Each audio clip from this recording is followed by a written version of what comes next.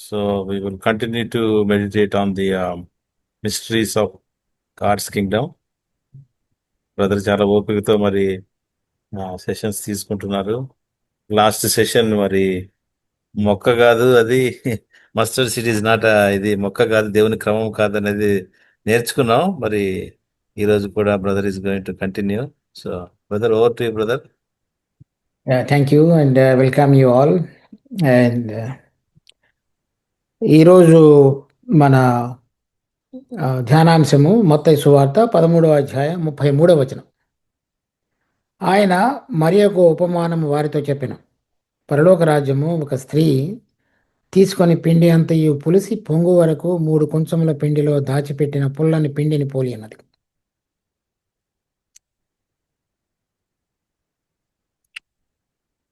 So once again ఇంకొకసారి ప్రార్థన చేద్దాం.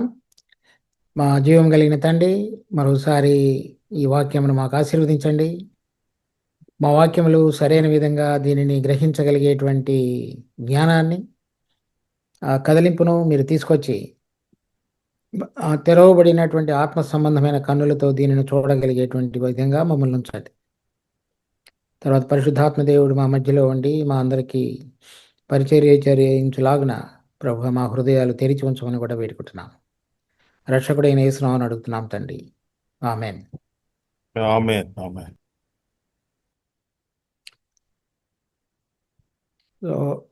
పోయినసారి వారంలో చూసినటువంటి ఒక ఉపమానంలో ఆవగింజ అది చెట్టుగా ఉండవలసి, అది మొక్కగా ఉండవలసింది ఒక పెరిగినప్పుడు పెద్దదై ఒక వృక్షంలాగా పెరిగినట్లుగా చూస్తున్నాం. అంటే అది ప్రభు తన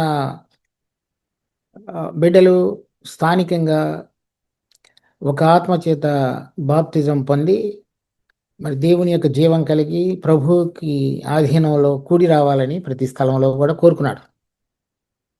అది ప్రతి ఒక్క స్థానిక సంఘం కూడా స్వతంత్ర ప్రతిపత్తి కలిగి వేరే అయినటువంటి సంస్థాగతమైనటువంటి ఇది ఏది లేకుండా తనంతట తానుగా ప్రభు యొక్క అధికారం కింద మాత్రమే జీవించాలనేటువంటిది ప్రభు యొక్క ఉద్దేశం.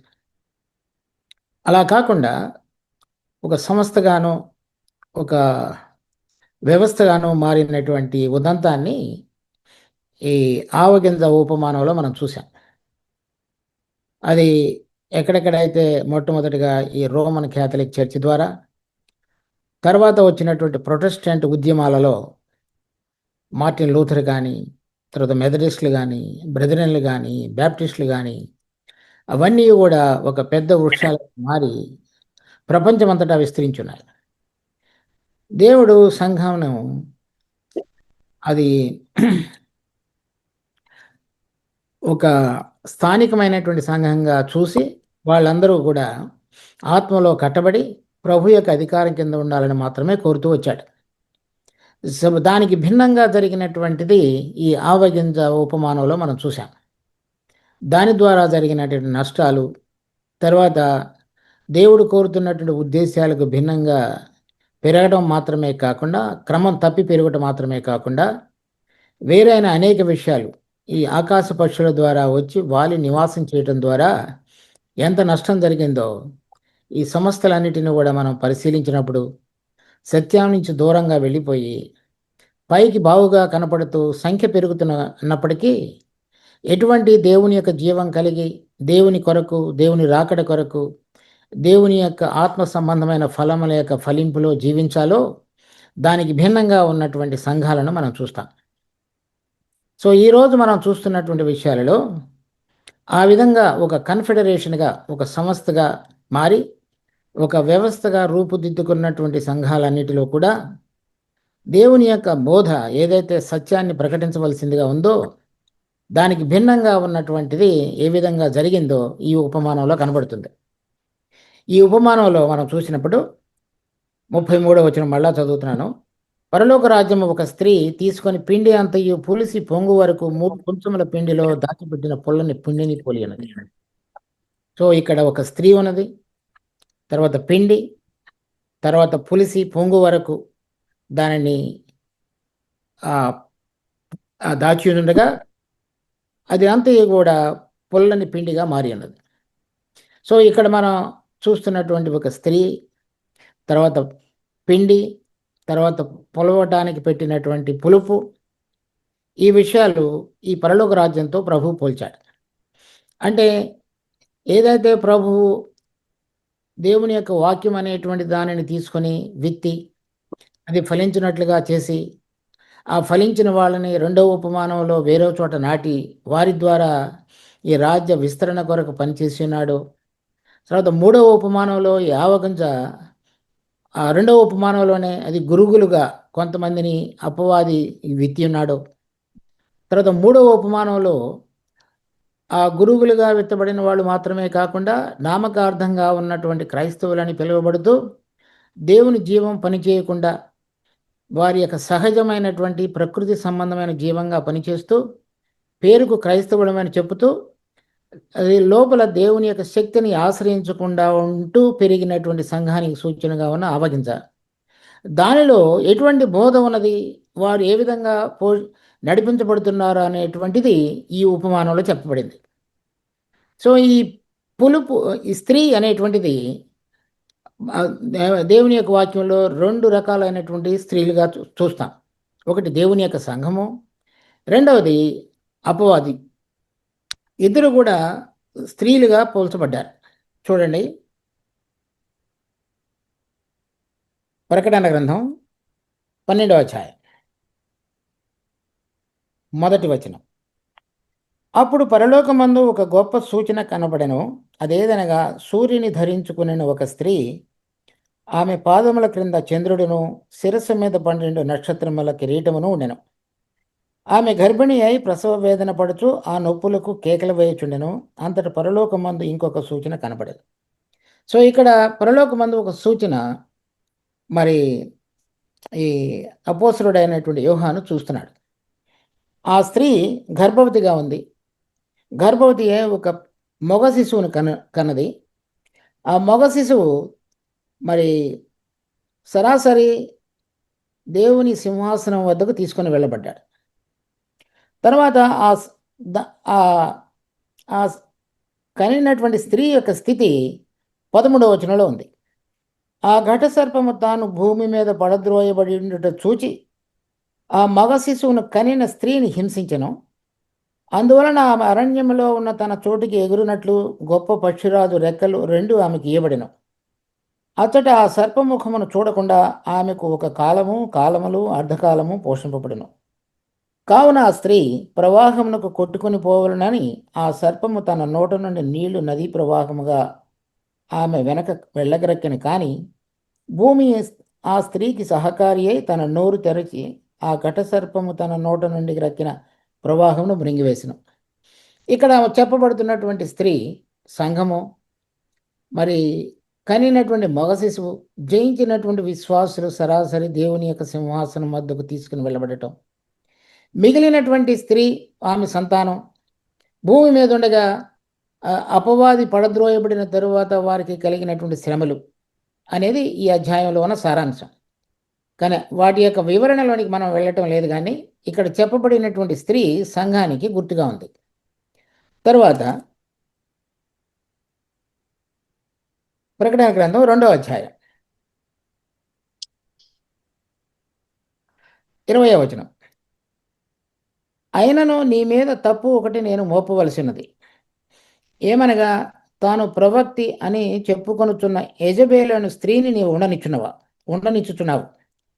జారత్వము చేయుటకును విగ్రహములకు బలి ఇచ్చిన వాటిని తినుటకును అది నా దాసులకు బోధించుచు వారిని మోసపరచుచున్నది. ఇక్కడ చెప్పబడుతున్నటువంటి స్త్రీ ఈ జారత్వం చేయటానికి చెప్తూ ఉన్నటువంటి స్త్రీ పేరు యెజబెలు. సో ఆవిడ సంఘంలో ఉంది. తర్వాత దీన్ని గురించినటువంటి పూర్తి వివరణ ప్రకటన గ్రంథం 17వ అధ్యాయంలో ఉంది.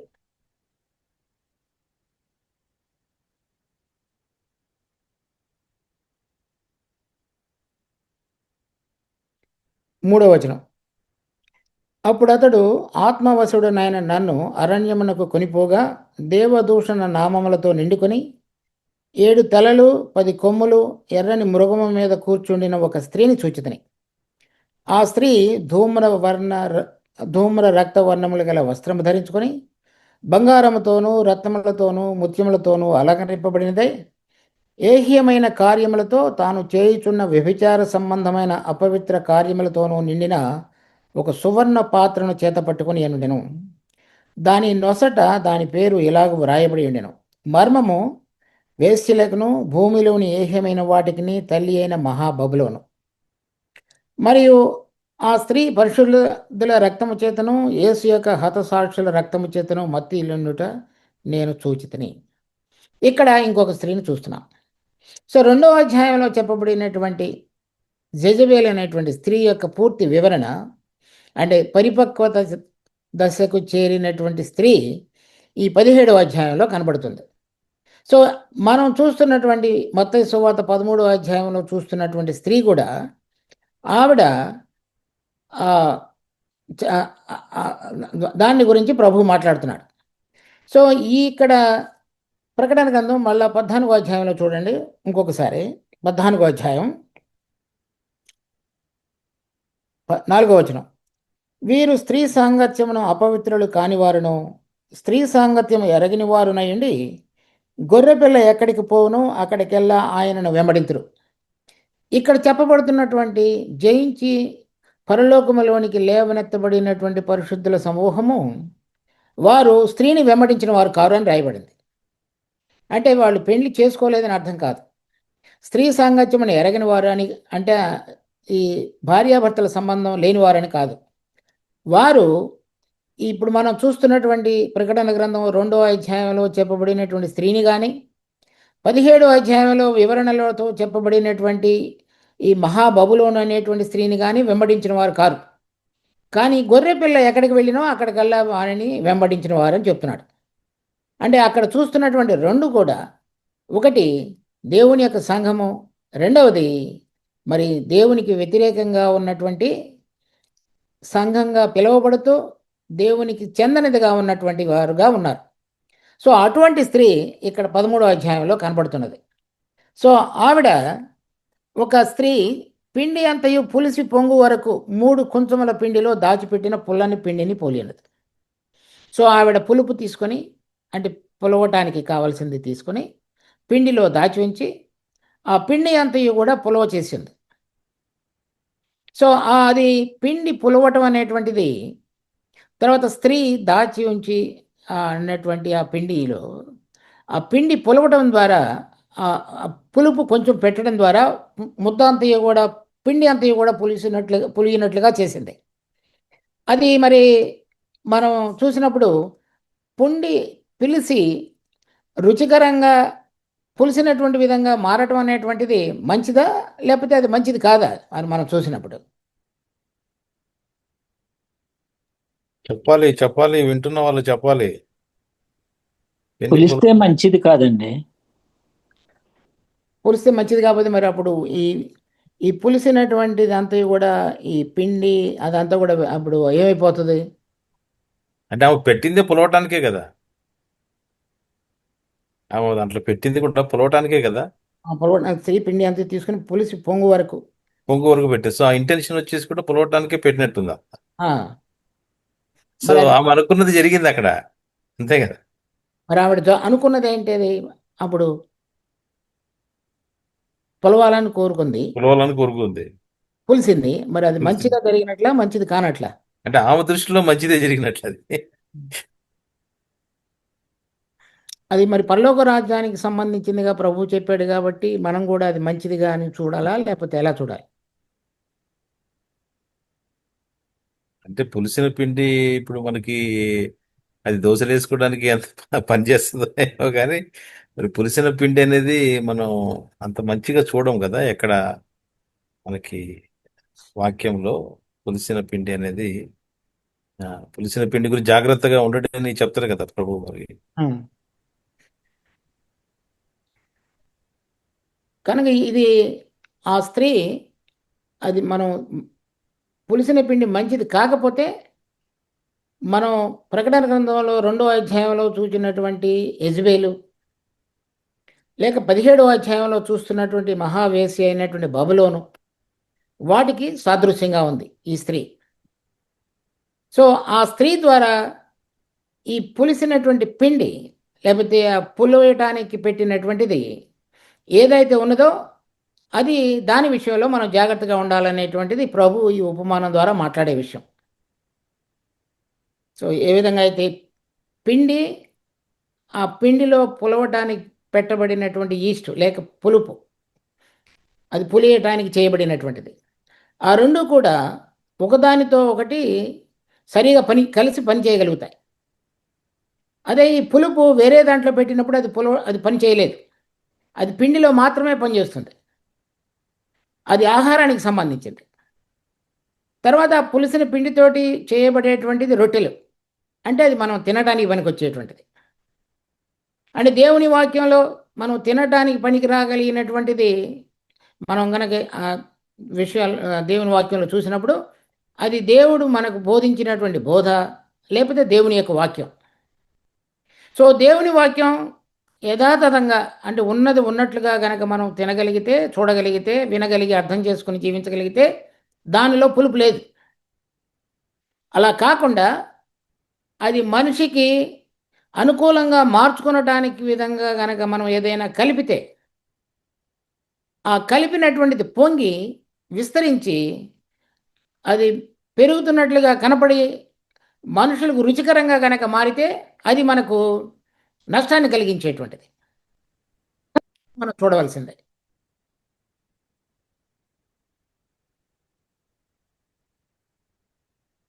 సో మళ్ళా చెప్తున్నాను, ఏదైతే ఈ పులుపు, ఆ పిండి అనేటువంటిది మనకి ఆహారం అవుతుందో, లేకపోతే రొట్టె చేసుకునటానికి పనికి వస్తుందో, ఆ పులియటం ద్వారా అది పొంగినదిగా ఎలా ఉందో, అలా ఈ దేవుని వాక్యం అనేటువంటిది మన ప్రభు మనకు బోధించినటువంటి విషయాలు, లేక అపోస్తులు ప్రవక్తల ద్వారా ఇవ్వబడినటువంటి బోధను కలిపి వేరైన విధంగా మరల్చి మనుషుల యొక్క ప్రకృతి సంబంధంగా ఆలోచించేటువంటి వాళ్లకు రుచికరంగా మార్చబడినటువంటిది ఈ పులుపు ద్వారా పొంగినటువంటి పిండి.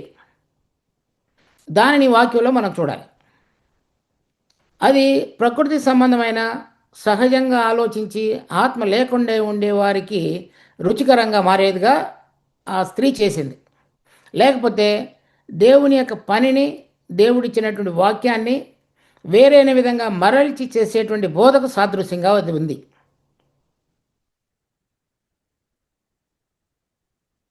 So any questions? సో మీరు ఇందాక స్త్రీ సంఘానికి సాదృశ్యంగా ఉంది, ప్లస్ యజబేలు అంటే మంచికి తర్వాత చెడుకు కూడా సాదృశ్యంగా ఉంది అని చెప్పినప్పుడు ఈ పులిసిన పుణ్ణి కూడా మనం రెండిటికి తీసుకోలేమా? రెండుకి తీసుకోవడానికి ప్రభు ఏం చెప్పాడో చూసి తర్వాత మనం అన్వయించుకోవాలి. సో అది వాక్యంలో మొత్తం అంతట్లో ఎలా ఉందో చూసుకొని ఆ విధంగా చూడాలి. చూడొచ్చు, మీరు చెప్పింది కరెక్టే. మరి అది మనం వాక్యంలో కన్సిస్టెన్సీ దానికి కనపడాలి అలా వెళ్ళగటానికి. సో ఇది ఈ బోధకు గుర్తుగా ఉంది. ఆ ఇవ్వబడినటువంటిది ఏదైతే మనం ఈ పిండి ద్వారా చేసుకునేటువంటి రొట్టె మనిషికి ఆహారంగా అవుతుందో, మనకి ఆహారంగా ఇవ్వబడినటువంటి దేవుని యొక్క వాక్యం, దాని ద్వారా మనకు కలిగేటువంటి బలం, అది తినటం ద్వారా, త్రాగటం ద్వారా వచ్చేటువంటి శక్తి, అది ఎలా ఈ బోధ ద్వారా రకరకాలుగా మార్చబడింది అనేటువంటిది మనం వాక్యంలో చూద్దాం ఇప్పుడు. సో ముందుగా మనం ఇది అర్థం చేసుకోవాలి, స్త్రీ అనేటువంటిది సంఘానికి, లేక సంఘానికి వ్యతిరేకంగా అపవాది కడుతున్నటువంటి వేరే అంటే సంఘంగా కనబడుతూ దేవునికి కాని దాని వారి అంటే నామినల్గా ఉన్నటువంటిది, నామమార్థంగా ఉంది. దానిలో జరుగుతున్నటువంటి బోధ విషయంలో ఏ విధంగా ఈ పులిసినటువంటి పిండి అంతయు కూడా పిలవటమే కాకుండా అది పొంగేటట్లుగా కూడా చేసి మొత్తం అంతటిని కూడా ఒక భ్రష్టత్వానికి తీసుకొచ్చింది, ఆ బోధ అంతటిని కూడా. దాని ద్వారా అంత నష్టం జరిగింది. అది మనం దేవుని వాక్యంలో తేటగా ఉంది, అది మనం చూద్దాం. సో మొట్టమొదటిగా నిర్గమకాండం 12వ అధ్యాయం. నిర్గమకాండం 12వ అధ్యాయం 15వ వచనం. 7 దినములు పులియని రొట్టెలను తినవలెను. మొదటి దినమున మీ ఇండ్లలో నుండి పొంగినది పారవేయవలెను. మొదటి దినము మొదలుకొని 7వ దినం వరకు పులిసిన దానిని తిను ప్రతి మనుషుడు ఇశ్రాయేలీయుల్లో నుండి కొట్టివేయబడెను. వీళ్ళందరూ కూడా ఇంకా ఐగుప్తు దేశంలో నుంచి బయటికి రాలేదు. సో వారు పస్కా పండుగ ఆచరించాలి. పస్కా పండుగ ఆచరించిన తర్వాత 7 దినాలు పులియని రొట్టెలను తినాలి. ఏదైనా పులుపు కనుక వాళ్ళ ఇంట్లో పులిసింది ఉంటే అదంతా కూడా బయట పారవేయబడాలి. ఎవరైనా ఒక మనుషుడు కనుక పులిసింది కనుక తిన్నట్లయితే ఆ 7 దినాల్లో వారు ఇశ్రాయేలీయుల్లో నుంచి కూడా కొట్టివేయబడతాడు. అది చాలా అంటే కఠినమైనటువంటి తీర్పు దేవుడు ఇస్తున్నది. దాని తర్వాత మనం చూస్తే లేవీకాండం 2వ అధ్యాయం 11వ వచనం. మీరు యెహోవాకు చేయు నైవేద్యమును ఏదియు పులిసి పొంగిన దానితో చేయకూడదు. ఏలైనగా పులిసినదైనను తేనె అయినను యెహోవాకు హోమంగా దహింపవలదు. సో అంటే మనం దేవునికి అర్పణగా అర్పించేటువంటి వాటన్నిటిలో కూడా ఏదైనా పులుపు కానీ తేనె కానీ రెండూ తగలకూడదు. ఆ రెండూ కూడా దేవునికి అంగీకారయోగ్యం కాదు. దాని తర్వాత నిర్గమకాండం 34వ అధ్యాయం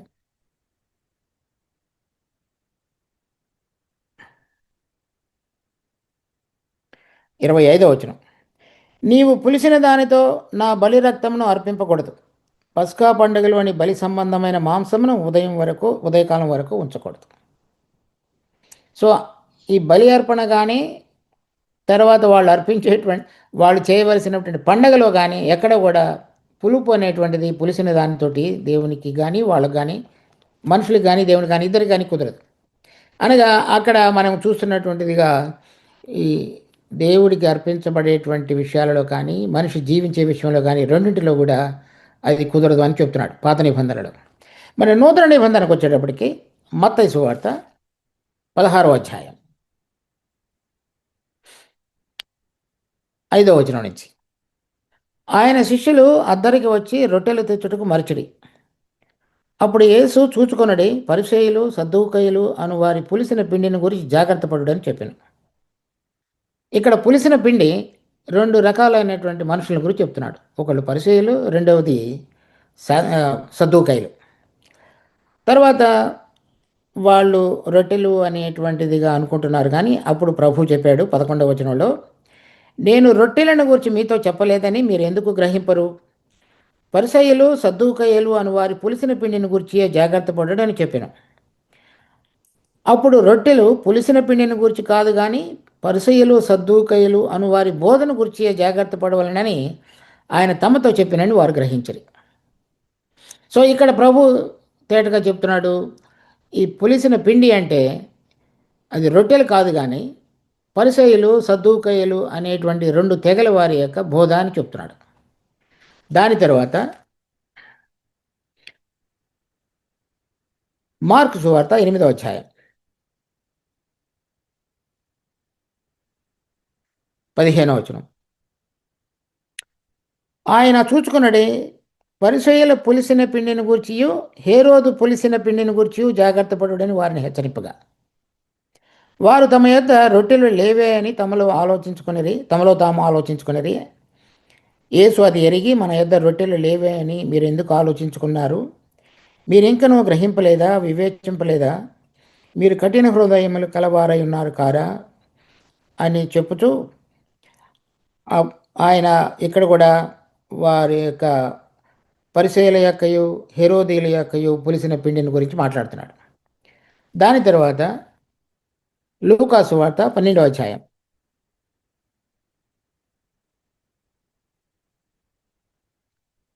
1-2 వచనాలు. అంతలో ఒకరినొకడు త్రొక్కున్నట్లు వేల కొలది జనులు కూడినప్పుడు ఆయన తన శిష్యులతో మొదట ఇట్లని చెప్పసాగిన, పరిసయ్యుల వేషధారణ అను పులిసిన పిండిని గురించి జాగ్రత్త పడుడి.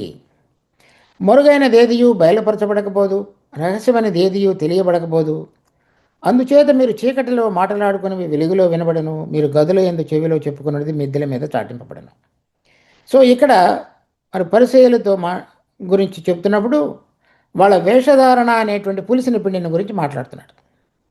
ఇక్కడ మనం చదివినటువంటి ఈ 3 భాగాలలో పరిసయ్యుల యొక్క బోధ, సద్దూకయ్యుల యొక్క బోధ, హేరోదీయుల యొక్క బోధన గురించి చెప్తున్నాడు. సో ఈ మూడు రకాలైనటువంటి బోధలు, అవి పులిసిన పిండితోటి ప్రభు పోల్చున్నాడు. వాటి ద్వారా, ఆ బోధ ద్వారా ఆ రోజులలో ఎటువంటి విధంగా వాళ్ళు ఉన్నారో, అది సంఘాలలోకి ఏ విధంగా వచ్చినదో దాని విషయమై మీరు జాగ్రత్త పడండి అనేటువంటిది ప్రభు యొక్క హెచ్చరిక. సో దీని విషయంలో మనం తేటగా చూసినప్పుడు చూడండి,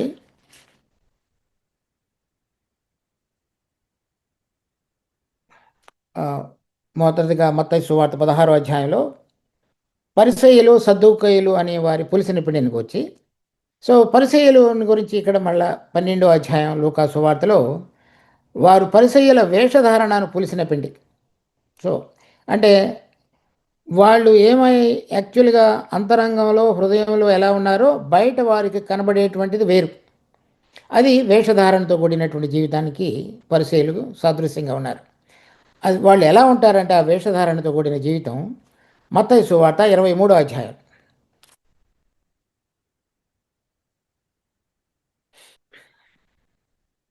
2వ వచనం.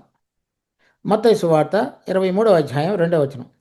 శాస్త్రులను పరిసయ్యులను మోషే పీఠమందు కూర్చుండేవారు కనుక వారికి అథారిటీ ఉంది, అంటే అధికారం కలిగిన వారు. వారు మీతో చెప్పు వాటినన్నిటినీ అనుసరించి గైకొనుడి, ఆయనను వారి క్రియల చొప్పున చేయకుడి. వారు చెప్పుదురే కానీ చేయరు. సో మొట్టమొదటి విషయం ఎవరిని చూస్తున్నారంటే బోధలో వారు చెప్పేవాళ్ళుగా ఉంటారు కానీ చేయరు. అంటే బోధకులుగా ఉన్నటువంటి వారు జీవించకుండా చెప్పేటువంటి యొక్క క్రమంలోనికి మారినటువంటి దాని గురించి ప్రభు పులిసిన పిండి అని చెప్తున్నాడు. కనుక ఈ రోజులలో ఎక్కడెక్కడైతే మరి సంఘాలు నడిపించబడటానికి ఒక ఉద్యోగం మాదిరిగా చేరి, తర్వాత వారి జీవన క్రమంలో దేవుడు ఏ విధంగా చెప్తున్నాడో దాని యొక్క అనుసరణలో వెనకబడిపోయిన వారికి వారు సాదృశ్యంగా కనబడుతున్నారు. తర్వాత 13వ వచనంలో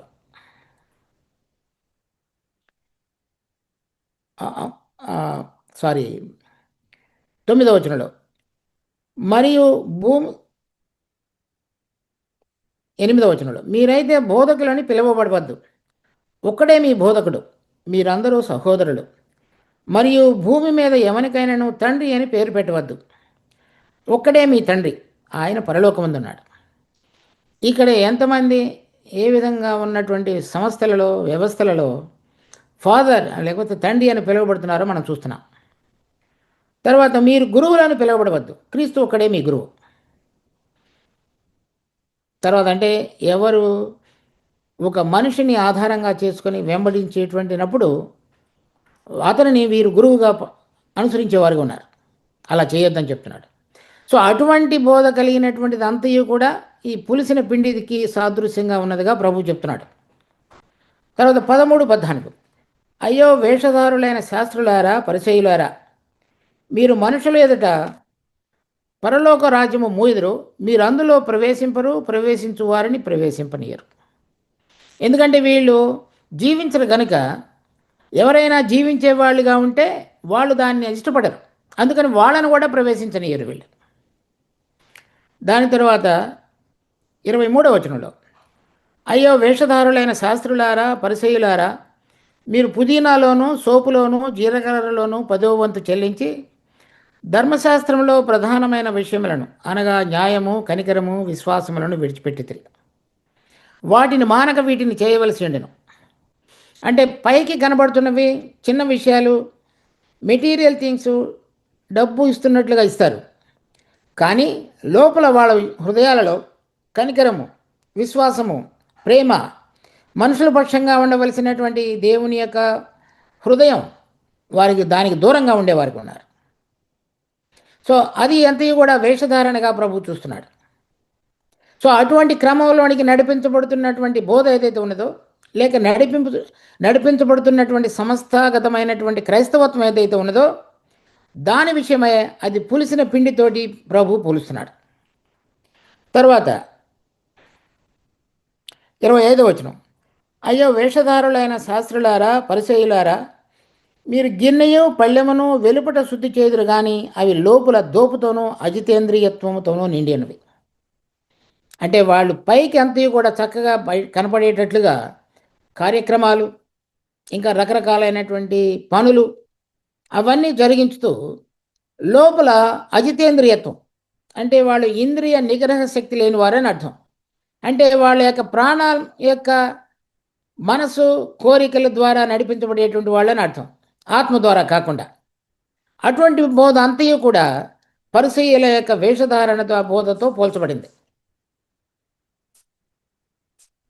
దాని తర్వాత రెండవ తరగతి బోధ సద్దూకైలు. సద్దూకైల యొక్క బోధ ఏంటంటే అపోస్తుల కార్యం 23వ అధ్యాయం.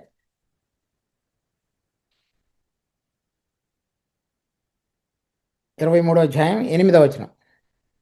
సద్దూకైలు పునరుద్ధానము లేదనియు దేవదూత అయినను ఆత్మ అయినను లేదనియు చెప్పుదురు, కానీ పరిసయ్యులు రెండును కలవని ఒప్పుకుందరు. సో సద్దూకైలలో ఆత్మ లేదు, దేవదూతలు లేరు, పునరుద్ధానం లేదు. సో ఆత్మ ఎప్పుడైతే లేదని చెప్తున్నారో, దేవుడు ఆత్మ కనుక ఆత్మ లేకపోతే వాళ్ళ యొక్క విశ్వాసం మరి దేని యందు ఉన్నది అనేటువంటిది మనకు ప్రశ్నార్థకంగా మారుతుంది. దేవుడు మనుషులను సృష్టించినప్పుడు అతనిలో ఆత్మ ఉంచున్నాడు కనుక వాళ్ళు ఆత్మ లేనివారుగా జీవించేవారుగా ఉన్నారు. తర్వాత వాళ్ళు దేవదూతలు లేరని నమ్ముతారు. తర్వాత పునరుద్ధానం లేదు. పునరుద్ధానం అనేది కనుక లేకపోతే మనము తీర్పులోనికి రాము అనేటువంటి నిశ్చయిత ఉంటుంది వాళ్ళకి. కనుక ఈ జీవితంలో వాళ్ళు ఇష్టం వచ్చినట్లుగా తినచ్చు, త్రాగవచ్చు, జీవించవచ్చు, చనిపోవచ్చు. చనిపోయిన తర్వాత ఎటువంటి తీర్పు ఉండదు. కనుక ఈ లోకంలో మనం ఎంత అనైతికతతోటి అరాచకత్వంతో జీవించినప్పటికీ కూడా దేవుని ఎదుట తీర్పు తీర్చబడవలసిన విధంగా ఉండదు అని వాళ్ళ యొక్క నమ్మకం. అది భయంకరమైనటువంటిది. కానీ దేవుడు అపోస్తుల కార్యం 17వ అధ్యాయం చూడండి, 31వ వచనం.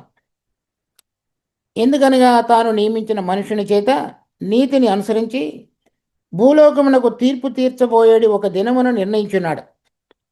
మృతులలో నుండి ఆయనను లేపినందున దీన్ని నమ్ముటకు అందరికీ ఆధారం కలుగజేస్తున్నాడు. కనుక ఎవరు కూడా అది తీర్పులోనికి రారు అని చెప్పడం అనేటువంటిది సత్యం కాదు. దానికి ఆధారం ప్రభువును మృతులలో నుంచి లేపటం ద్వారా, ఆయనను అందరికీ న్యాయాధిపతిగా నియమించడం ద్వారా దేవుడు దాన్ని స్థిరపరిచాడు. కనుక ఇక్కడ జీవించే మనందరం కూడా మనలో ఆత్మ ఉన్నదని, దేవుడు ఆత్మ ఉన్నాడని, మనందరం చనిపోయిన తర్వాత తిరిగి లేస్తామని, లేచినప్పుడు దేవుని ఎదుట నిలబడాలని మనం ఆ విషయాన్ని మర్చిపోకూడదు. అలా వాళ్ళు మర్చిపోయి వాళ్ళు ఎలా ఉంటారంటే, వాళ్ళని గురించి చెప్పబడింది 1 కొరింథీ 15వ అధ్యాయం 32వ వచనం. మోసపోకడి దుష్ట సాంగత్యము మంచి నడవడిని చెరుపును. నీతి ప్రవర్తన గలవారై మేల్కొని పాపం చేయకుడి, దేవుని గురించిన జ్ఞానము కొందరికి లేదు, మీకు సిగ్గు కలుగుటకై ఇట్లు చెప్తున్నాను. 32వ వచనంలో చూస్తే, మృతులు లేపబడిన ఎడల రేపు చనిపోదుము కనుక తిందుము త్రాగుదము. కనుక లేపబడకపోతే మనం తిని త్రాగి మన ఇష్టం వచ్చినట్లుగా జీవించే అవకాశం ఉంది. అలా కాదు కదా. అలా కానీ అయితే నేను ఎఫెసులో మృగములతో పోరాడవలసిన అవసరం లేనే లేదు అని చెప్తున్నాడు. సో దాని తర్వాత ఈ హేరోదీయుల గురించి కనుక మనం చూస్తే, ఈ హేరోదు చూడండి, మత్తయి సువార్త 15వ అధ్యాయం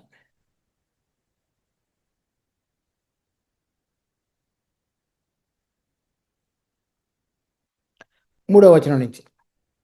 ఏలయనగా నీవు నీ సోదరుడైన ఫిలిప్పు భార్యకు హేరోదియను ఉంచుకున్నట్టు న్యాయం కాదని యోహాను చెప్పగా, హేరోదు ఆమె నిమిత్తము యోహానును పట్టుకొని బంధించి చెరసాలలో వేయించుండెను.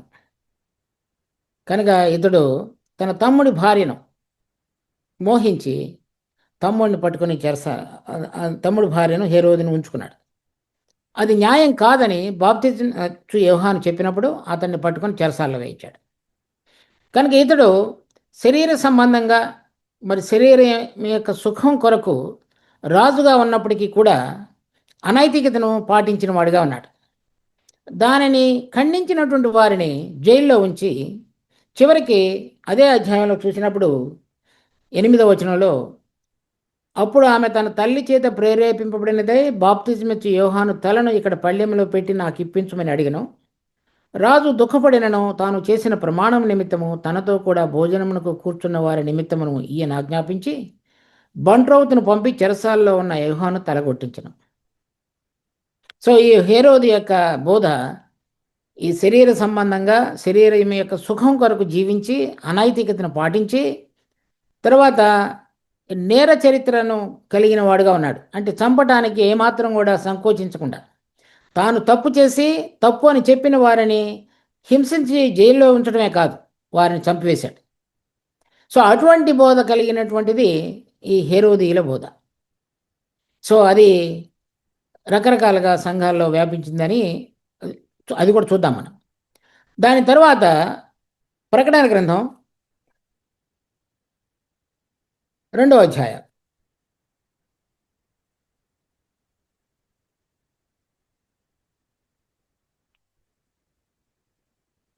సో 12వ వచనం నుంచి ఇది పెర్గమా అనేటువంటి సంఘానికి రాయబడినటువంటి పత్రిక. దానిలో 14వ వచనం చూడండి. అయినను నేను నీ మీద కొన్ని తప్పిదములు మోపవలసినది. అవేవనగా విగ్రహములకు బలి ఇచ్చిన వాటిని తినినట్లును, జారత్వము చేయనట్లును, ఇశ్రాయేలీయులకు ఉరి ఒడ్డుమని బాలాకునకు నేర్పిన బిలాము బోధనను అనుసరించి వారు నీలో ఉన్నారు. అటువలనే నికోలాయితీల బోధను అనుసరించు వారును నీలో ఉన్నారు. సో ఇక్కడ ఇద్దరు బోధలు గురించినటువంటిది ఈ పెర్గమా అనేటువంటి సంఘంలో ఉంది. ఒకటి బిలాము బోధ, రెండవది నికోలాయితీల బోధ. ఈ బిలాము బోధ అంటే అతడు బాలాక్ అనేటువంటి మోయాబీల రాజు ఇశ్రాయేలీలను శపించడానికి ఈ బిలాం అనేటువంటి ప్రవక్తను పిలువనంపించినప్పుడు అతడు దుర్నీతి వలన కలిగేటువంటి లాభాన్ని అపేక్షించి దేవుడు వద్దని చెప్పినప్పటికీ వినకుండా చివరికి గార్ధభంతో దేవుడు అతనితో మాట్లాడవలసి వచ్చింది. అంటే ఈ బిలాము బోధ అంటే ఏంటంటే దుర్నీతిని ప్రేమించి దాని వెంబడి వెళ్ళేవారు అని అర్థం. అంటే దేవుడు ఈ లోకంలో ఆయన నీతిమంతుడుగా ఉండి మనం నీతిగా జీవించాలని కోరాడు. ఆ నీతిని వదిలిపెట్టేసి ఏదైతే వారికి డబ్బు, ధనము, వారికి కలిగేటువంటి మార్గం ఉన్నదో దానిని అవలంబించడానికి, దాన్ని పొందటానికి ఏదైనా సరే నీతిని విడిచిపెట్టి దుర్నీతి మార్గంలో నడిచేటువంటిది బిలాము బోధ. తర్వాత నికోలాయితుల బోధ అని ఇంకోటి ఉంది. సో దాన్ని ఇంగ్లీష్లో నికోలేటియన్స్ అంటారు. అంటే అది 2 పదాలు కలిపినటువంటి మాట. ఒకటి నికోల్, రెండవది లేటి. నికో అంటే కాంక్వరర్ అని అర్థం, అంటే జయించినవాడు అని అర్థం. లేటి అంటే సామాన్య మనుషుడు అని, అంటే ఏమీ తెలియనివాడు అని అర్థం. ఈ నికోలాయితీల బోధ అంటే ఈ లేటి అనేటువంటి వారి మీద పెత్తనం చేసేవాళ్ళు అని అర్థం. అంటే సంఘాలలో సామాన్యంగా ఉన్నటువంటి మనుషుల మీద అధికారాన్ని చెలాయించేటువంటి వారుగా చలామణి అవుతున్నటువంటి వారు. అంటే సంఘంలో ఉన్నటువంటి 2 రకాలుగా ఉన్నటువంటి ఒకళ్ళు లేటి, అంటే వాళ్ళు సంఘానికి వచ్చి బోధన విని ఏమాత్రం ఇంకా మిగతా విషయాలలో అవగాహన లేకుండా, జోక్యం చేసుకోకుండా, చొరబడకుండా ఉండేవారు. నికోలు అనేటువంటి వాళ్ళు వీళ్ళ మీద పెత్తనం చేసేవాళ్ళు.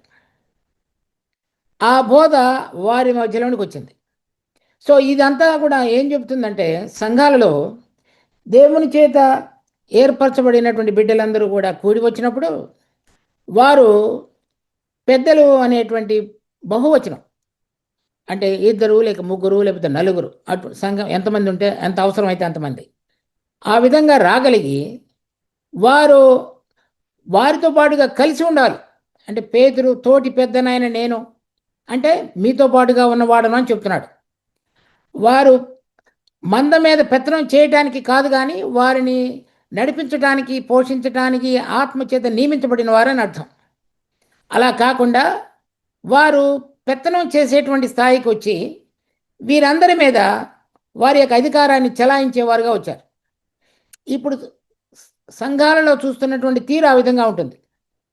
ఎవరైతే ఒక పాస్టర్లుగా కానీ లేక ఫాదరీలుగా కానీ లేక వేరైన పేర్లతో పిలువబడుతున్నటువంటి వారు మిగిలిన వారి మీద అధికారం చేయటం అనేటువంటిది నికాయల బోధ. అంటే మేము వేరే వారికంటే అధికంగా బోధించగలము, మాకు జ్ఞానం ఉన్నది, మమ్మల్ని దీనికి ఏర్పరచుకున్నాడు కనుక మీరు దీనికి లోబడాలి అనేటువంటి తత్వంలోనికి తీసుకొని రాబడినటువంటి బోధ నికోలాయితీల బోధ. దానికి తండ్రి అయినటువంటి దేవుడు ప్రభు ఇద్దరు కూడా వ్యతిరేకం. సో సంఘంలో పెద్దలు పరిచారకులు నియమించబడి ఆత్మ ద్వారా వరములు పొందిన వారందరూ కూడా చక్కగా బోధించవచ్చు. అది ఆత్మచేత నడిపించబడి దేవుని యొక్క ఏర్పాటులో కూడి వచ్చుడు ద్వారా జరగవలసినటువంటి ప్రక్రియ. అలా కాకుండా ఒకరు వినేవారుగా, రెండు బోధించేవారుగా చెప్పబడినప్పుడు అది చివరకు నికోలాయితీల బోధగా మారే అవకాశం ఉంది. దాని విషయంలో కూడా ప్రభు వారిని హెచ్చరిస్తున్నాడు. దాని తర్వాత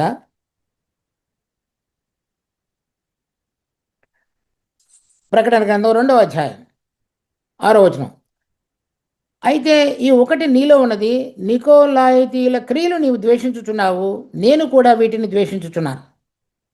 సో ఇక్కడ ఎఫీసీలో ఉన్న సంఘంలో కూడా ఈ సమస్య వచ్చింది.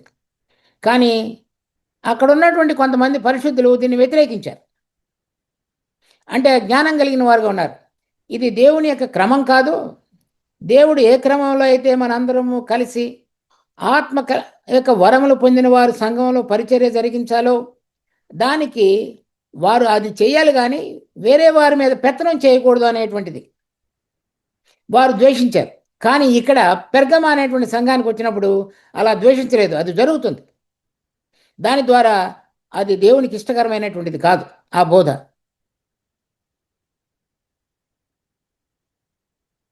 తర్వాత చూడండి యూదాపత్రిక 17-18 వచనాలు. అయితే ప్రియులారా, అంత్యకాలమునందు తమ భక్తిహీనమైన దురాశల చొప్పున నడుచు పరిహాసకులుందరని మన ప్రభు అయిన యేసుక్రీస్తు అపోస్తుల పూర్వమందు మీతో చెప్పిన మాటలను జ్ఞాపకం చేసుకొనడి.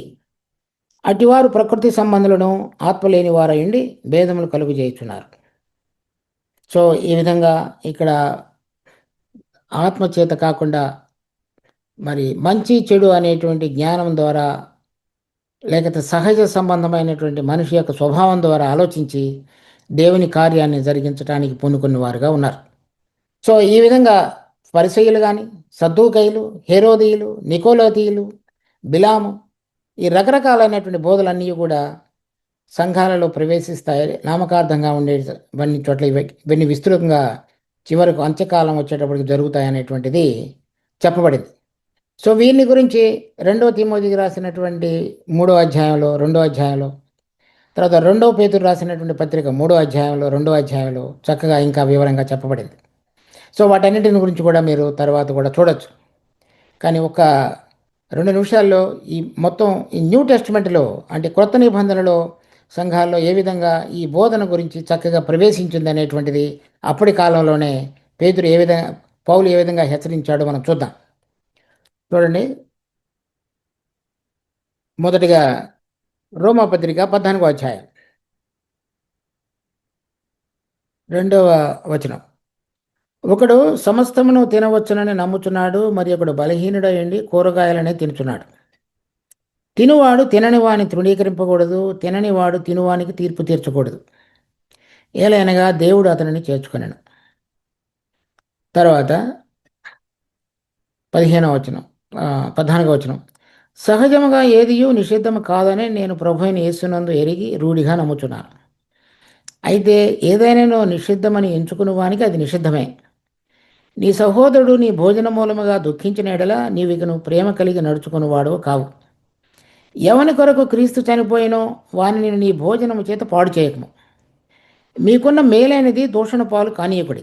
దేవుని రాజ్యము భోజనము పానము కాదు కానీ నీతియు సమాధానము పరిశుద్ధాత్మందలి ఆనందమునై ఉన్నది. సో ఇక్కడ రోమాలో ఉన్నటువంటి వారిలో కొంతమంది యూదులలో నుంచి వచ్చినటువంటి వారు భోజన పదార్థాల్లో కొన్ని తినవచ్చు, కొన్ని తినకూడదు అనేటువంటిది తీసుకొచ్చారు పరిశీలన. సో భోజనం అనేటువంటిది ఏది కూడా నిషిద్ధం కాదు అనేటువంటిది పౌలు హెచ్చరిస్తున్నాడు. సో ఆ బోధ ద్వారా ఆ సంఘంలో అనేక విభేదాలు వచ్చాయి భోజనాన్ని బట్టి. ఫలాంది తినవచ్చు, ఫలాంది తినకూడదు అని చెప్పిన దాన్ని బట్టి. సో చివరికి వారికి పౌలు చెప్పవలసి వచ్చింది ఏంటంటే, ఈ దేవుని రాజ్యము భోజనము పానము కాదు, నీతియు సమాధానము పరిశుద్ధాత్మ యందలి ఆనందమునైనది. కనుక ఆ రోజులలో ఈ పరిసయ్యులు అనే పిలువబడేవారు, వేషధారణకి జీవితం కలిగిన వారు, ఆహారము పానము వాటితో నియమాన్ని పాటించేవారు. అంతరంగంలో దేవునితోటి మన హృదయాలు సరిగా ఉన్నాయా లేదా అని చూసుకోకుండా ఉండేటువంటి వారి ద్వారా రోమాలో ఉన్న సంఘంలో కూడా విభేదం వచ్చింది. అందుచేత పౌలు గట్టిగా వారిని గురించి హెచ్చరించవలసి వచ్చింది. తర్వాత 1 కొరింథీ 5వ అధ్యాయం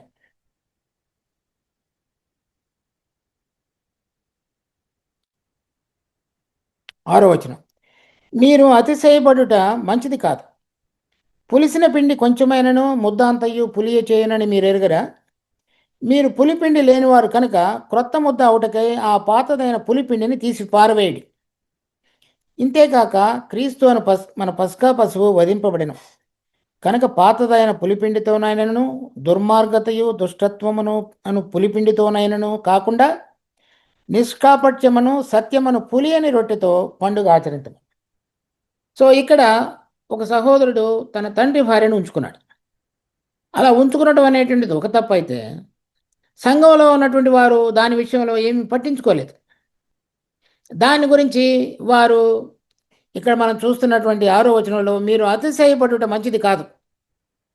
సో అలా వారు తీర్పు తీర్చకుండా వారు దాని విషయంలో అతిశయపడినట్లుగా ఉంది. అంటే సరిగా చూడలేదు దాన్ని. అందుచేత పౌలు దాన్ని హెచ్చరిస్తున్నాడు. సో ఇది హేరోదీయుల యొక్క బోధకు సమీపంగా ఉంది. అతడు తన మరి సహోదరుని యొక్క భార్యను ఉంచుకున్నాడు. ఇక్కడ అదే విధమైనటువంటిది జరిగినప్పుడు వారు ఖండించి అతన్ని పక్కకు పెట్టి లేక బుద్ధి చెప్పి సరైన విధంగా నడుచుకోవడానికి హెచ్చరించి ఉండవలసింది. వారు దాన్ని హెచ్చరించలేదు. అది పులిసిన పిండితోటి పౌలు పోలుస్తూ వారిని హెచ్చరిస్తున్నాడు. అలా కనుకుంటే అది పులిసిన పిండిదైన దుర్మార్గత దుష్టత్వము, ఆ 2 విషయాలు చెప్తున్నాడు. అంటే పులిసినటువంటి పిండి దుర్మార్గతకు, అంటే అది మన లోపల, దుష్టత్వానికి అంటే ఇతరుని కూడా ప్రభావితం చేసేటువంటిది. కనుక దాని విషయంలో మీరు జాగ్రత్తగా ఉండాలనేది హెచ్చరించాడు. తర్వాత 1 కొరింథీ 15వ అధ్యాయం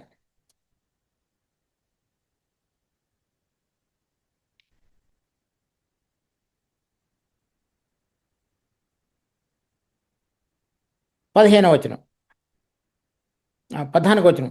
మరియు క్రీస్తు లేపబడి ఉండని యెడల మేము చేయు ప్రకటన వ్యర్థమే, మీ విశ్వాసమును వ్యర్థమే. దేవుడు క్రీస్తును లేపనని ఆయనను గురించి మేము సాక్ష్యము చెప్పి ఉన్నాము కదా. మృతులు లేపబడని ఎడల దేవుడు ఆయనను లేపలేదు కనుక మేము దేవుని విషయమై అబద్ధపు సాక్షులుగా అగుపడుచున్నాము. సద్దూకైల బోధ ఇక్కడికి వచ్చింది. సద్దూకైలు మృతుల పునరుద్ధానం లేదని నమ్ముతారు. అదే బోధను కొరింథీలో కొంతమంది తీసుకొచ్చి మృతుల పునరుద్ధానం లేదు కనుక తిని త్రాగి చనిపోతాం కనుక ఎటువంటి తీర్పు మనకు లేదు కనుక ఈ లోకంలో జీవించేటువంటి సమయంలో మన శరీరం యొక్క సుఖము, ప్రాణం యొక్క ఆనందం కొరకు జీవించే వారంగా జీవిద్దామనేటువంటి బోధ ఆ రోజులలోనే ఇవన్నీ కూడా వచ్చేసాయి. దాని తర్వాత గలతీ పత్రిక 5వ అధ్యాయం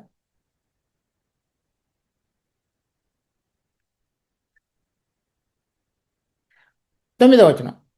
పులిసిన పిండి కొంచెమైనను ముద్ద అంతయు పులియే చేయను, మీరెంత మాత్రమును వేరుగా ఆలోచించరని ప్రభువునందు మిమ్మల్ని గూర్చి నేను రూఢిగా నమ్ముకొనుచున్నాను. మిమ్మను కలవరపెట్టుచున్నవాడు ఎవడైనను వాడు తగిన శిక్షను భరించును. సహోదరులారా, సున్నతి పొందవలనని నేను ఇంకను ప్రకటించుతున్న ఎడల ఇప్పటికి నీ హింసింపబడాలని ఎడల.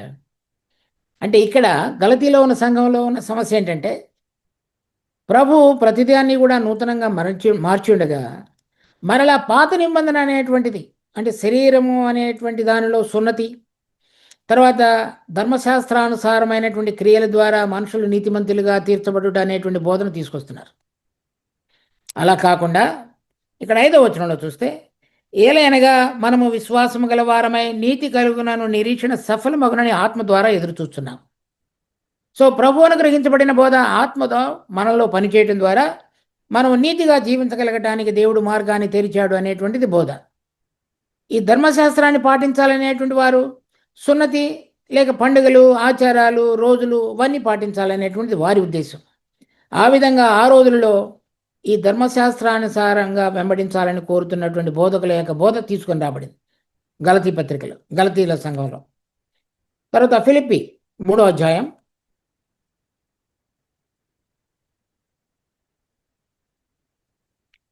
1వ వచనం, 2వ వచనం.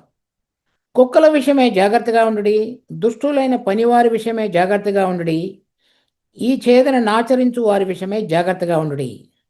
ఎందుకనగా శరీరమును ఆస్పదము చేసుకొనక దేవుని యొక్క ఆత్మ వలన ఆరాధించుచు క్రీస్తు యేసునందు అతిశయపడుతున్న మనమే సున్నతి ఆచరించువారు. ఇక్కడ కూడా ఈ సున్నతి అనేటువంటి ఆచారాన్ని సంఘాల్లోనికి తీసుకుని వచ్చి పాత నిబంధన ప్రకారం మనుషులు జీవించాలనేటువంటిది కూడా కలుపుతున్నారు. అంటే రెండు కలిసి వెళ్ళాలనేటువంటిది. ఆ విధంగా ఆ రోజులలో ఈ శరీర సంబంధంగా బయటికి బాగా కనపడాలనేటువంటి పరిశీల బోధ. తర్వాత కొలసీ పత్రిక 2వ అధ్యాయం. సో ఇక్కడ ఉన్నటువంటి సంఘంలో ఉన్న సమస్య ఏంటంటే ప్రభు అయిన క్రీస్తును వారు దేవుని కుమారుడిగా గుర్తించకుండా దేవుని దూతలలో ఒకటిగా గుర్తించి మనుషుల యొక్క జ్ఞానం ద్వారా ఈ క్రైస్తవ జీవితాన్ని ఏ విధంగా జీవించాలనేటువంటి ఆలోచన కలిగిన వారు. సో ఆ సమయంలో ఈ పౌలు వీరికి రాస్తూ ఈ 3వ వచనంలో, 2వ అధ్యాయం 3వ వచనం, బుద్ధి జ్ఞానముల సర్వసంపదలు ఆయన యందే గుప్తమైనవి.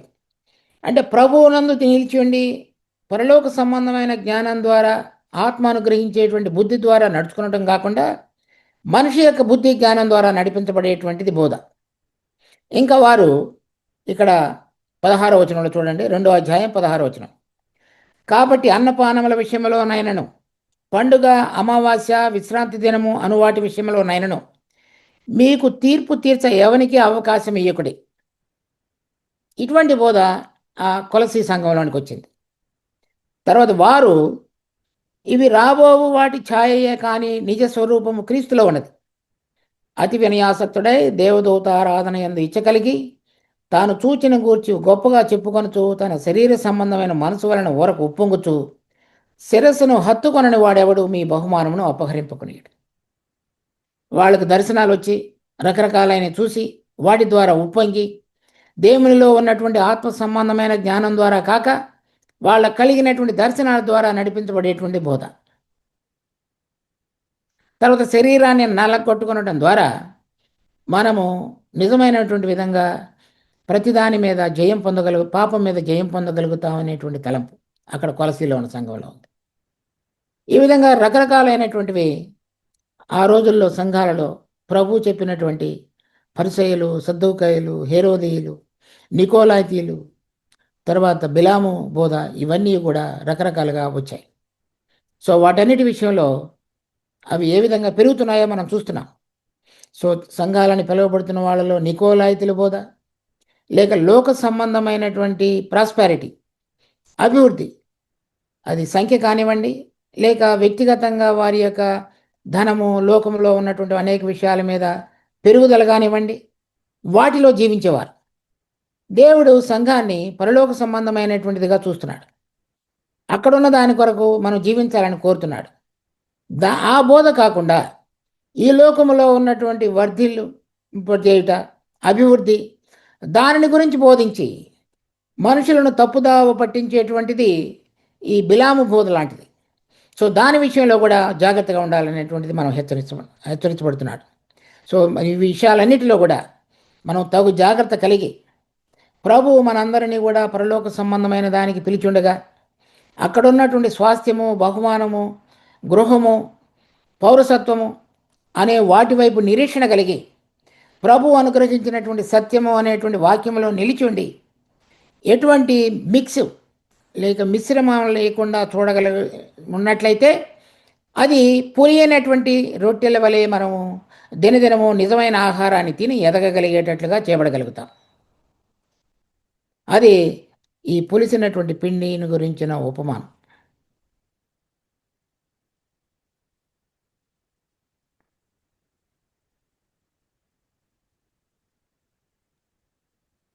Thank you, brother. ఎనీ ప్రశ్నలు ఏమైనా ఉన్నాయండి? ఇంకా లాస్ట్ సెషన్స్లో కూడా ఏమైనా క్లారిటీ కావాలంటే అడగండి. ఆ, ఎందుకంటే మనం రికార్డింగ్ చూడట్లే మనం. సో వీఆర్ హ్యావింగ్ ఇది సెషన్ కదా. సెషన్ ఈజ్ ఆల్ అబౌట్ మనకు క్వశ్చన్స్ ఖచ్చితంగా వస్తాయి, right? So that's all about. ఏదైనా క్లారిటీ కావాలంటే అడగచ్చు.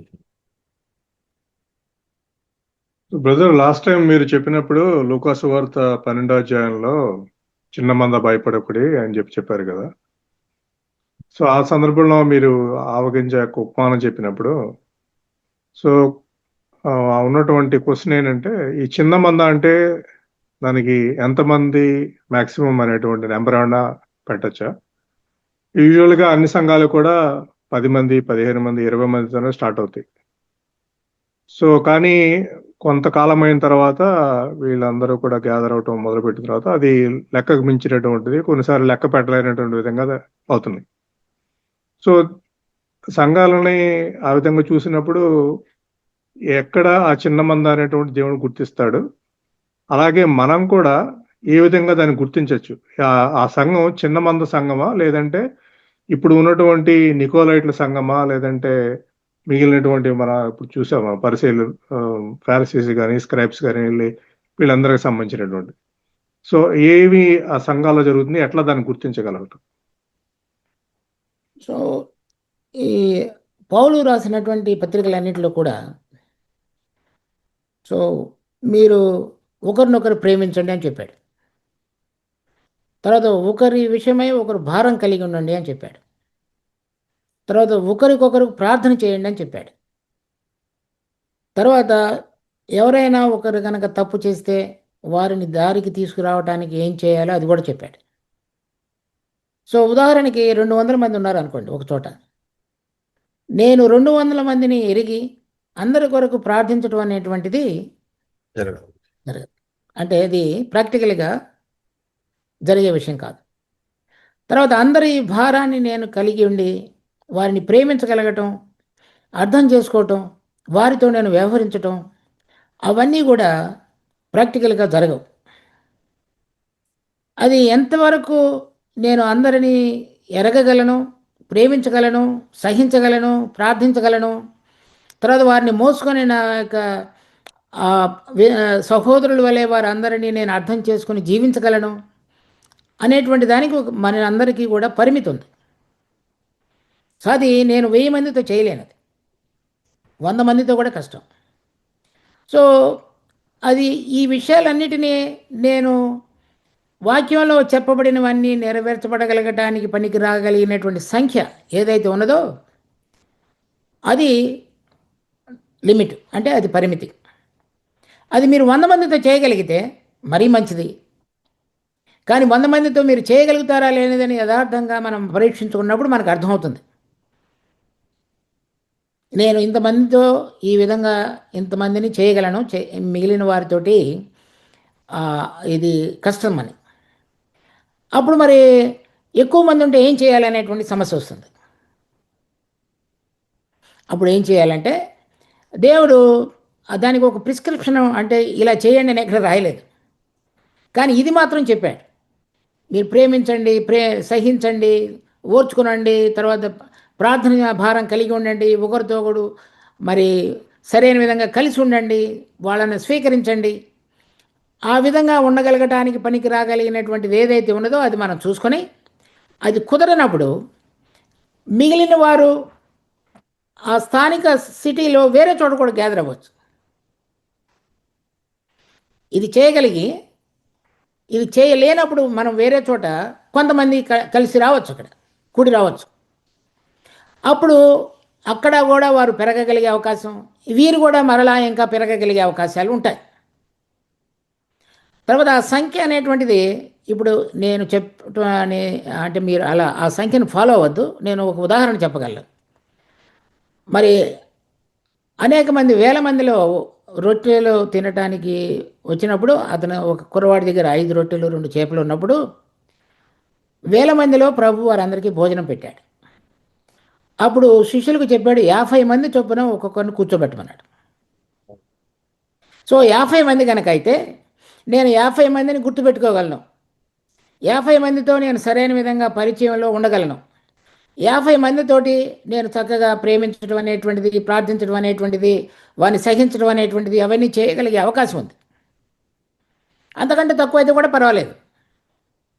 కానీ నేను 100 మందితో కూడి వచ్చినప్పుడు నా పక్కన కూర్చున్న వారు ఎవరో నాకు తెలియకపోతే, ఇప్పుడు క్రీస్తు యొక్క నియమాలు ప్రేమించటం, సహించటం, ఓర్చుకోవటం, స్వీకరించటం, ప్రార్థించటం, వారి అవసరతల్లో పాలు పొందటం అవన్నీ నేను చేయలేను. అప్పుడు నాలో ఆత్మ సంబంధంగా ఎటువంటి ఎదుగుదల రావాలో అది రాదు. నేను అందరినీ ప్రేమించగలిగినప్పుడు, సహించగలిగినప్పుడు, ఓర్చుకొనగలిగినప్పుడు, స్వీకరించగలిగినప్పుడు, ప్రార్థించగలిగినప్పుడు మాత్రమే నా హృదయం విశాలపరచబడి ప్రతి ఒక్కరితో నేను ఏ విధంగా మసలుకోవాలో నేర్చుకునటం అనేటువంటిదే నాలో అంతరంగంలో జరిగేటువంటి మార్పు. ఆ మార్పుకు పనికి రాగలిగినటువంటి వాతావరణాన్ని మనం సంఘంలో కలిగి ఉండాలి. ఆ మార్పు రాకుండా ఒకరు మంచి ఉపదేశం చెప్తారని నేను కూడి వచ్చి ఉపదేశం విని వెళ్ళిపోవడం ద్వారా నాలో ఎప్పటికీ మార్పు రాదు. నా జీవితంలో మార్పు రావాలంటే ఈ విధంగా ప్రతి ఒక్కరితోటి నా యొక్క సహవాసత, వారితో పాలు పొందటం, కలిసి జీవించటం, వారి అవసరతల్లో నేను, నా అవసరతల్లో వారు, ప్రార్థనలో, మరి భౌతిక అవసరతల్లో, తర్వాత కష్ట దుఃఖాల్లో, సుఖాల్లో పాలు పంపులు పొందటానికి పనికి రాగలిగిన విధంగా మనం కలిసి ఉండగలిగితే అది సరైనటువంటి సంఖ్య.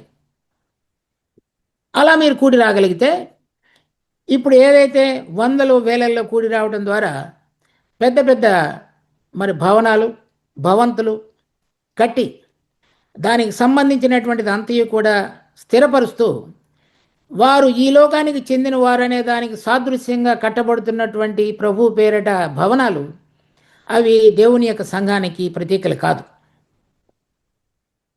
దేవుడు సంఘాన్ని ఈ లోకానికి సంబంధించిందిగా చెప్పలేదు. దేవుని యొక్క సంఘము పరలోకానికి సంబంధించింది.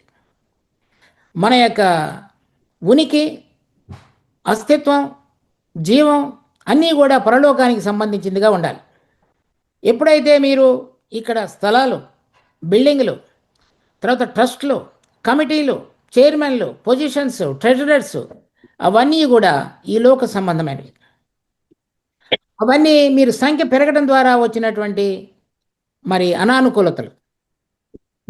మీరు ఎంతవరకు ఆత్మ సంబంధంగా ప్రతిదీ దేవుని యొక్క వాక్యానుసారంగా నెరవేర్చడానికి పనికి రాగలిగిన విధంగా కూడి రాగలుగుతారో అప్పుడు ఈ చెప్పబడుతున్నటువంటి ఈ రిజిస్ట్రేషన్లు కానీ, ట్రస్టీలు కానీ, కమిటీలు కానీ, బిల్డింగ్లు కానీ, ట్రెజరీలు కానీ, తర్వాత ప్రభుత్వానికి లెక్క అప్పచెప్పవలసిన విధంగా నడుచుకునటం కానీ అవన్నీ అవసరం లేకుండా జీవించగలుగుతారు.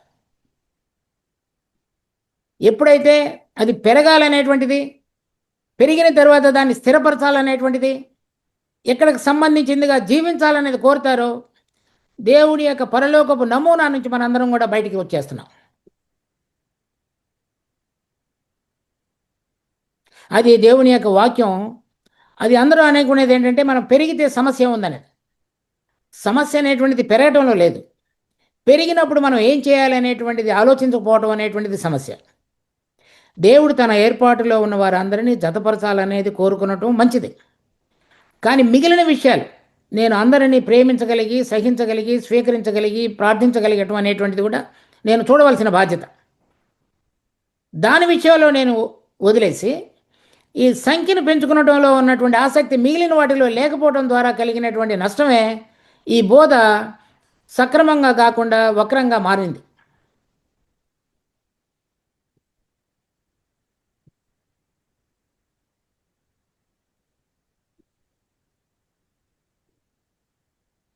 మీరు మంచి స్టేట్మెంట్ చెప్పారు. ఏంటంటే ఒక మంచి ఉపదేశం వల్ల మార్పు రాదు, కానీ మనం ఒకరు ఏ విధంగా కలిసి ప్రార్థన చేస్తాం, కలిసి మనం సహవాసంలో ఉంటాం అనేది చాలా చాలా ప్రాముఖ్యం సంఘంలో. అదే మన జీవితంలో మార్పు తీసుకొస్తుంది. ఎగ్జాక్ట్లీ కరెక్ట్ చెప్పారు మీరు. అలా కాకుండా నేను ఎంత ఉపదేశం చేసినప్పటికీ అది మీకు జ్ఞానంగా ఉంటుంది కానీ అనుభవంగా మారదు. ఉండదు. అందుకోసమే మంచి ఉపదేశాలు ఉన్న సంఘాలు కూడా నిలవబడట్లేదు. ఎందుకంటే ఇది లేదు కాబట్టి. అయితే ఇప్పుడు పెద్ద సంఘాలు ఉన్న వాళ్ళు ఏం చెప్తారంటే, మేము స్మాల్ గ్రూప్స్ పెట్టాము, స్మాల్ గ్రూప్స్ లో అవి కూడా స్మాల్ చర్చెస్ గా ఆపరేట్ అవుతాయి, వాళ్ళు అక్కడ కలుస్తారు, చేస్తారు. సండే మాత్రమే మేము అక్కడ గ్యాదర్ అవుతాం అనే ఒకటి తీసుకొస్తున్నారు పెద్ద సంఘాలు. కానీ ఈ స్మాల్ గ్రూప్స్ వాళ్ళు ఏం చేయాలి ఏం చేయకూడదు అనేటువంటిది ఎవరు నిర్ణయిస్తున్నారు? ఓ, ఆయనే కదా, ఆ, ఒకరు ఉంటారు ఆయన. తర్వాత మీరు ఇవ్వాలనుకున్నటువంటి ఏదైనా అర్పణలు అవన్నీ కూడా ఎవరికి అన్ని ఇస్తున్నారు? అక్కడికి వెళ్తాయి కదా.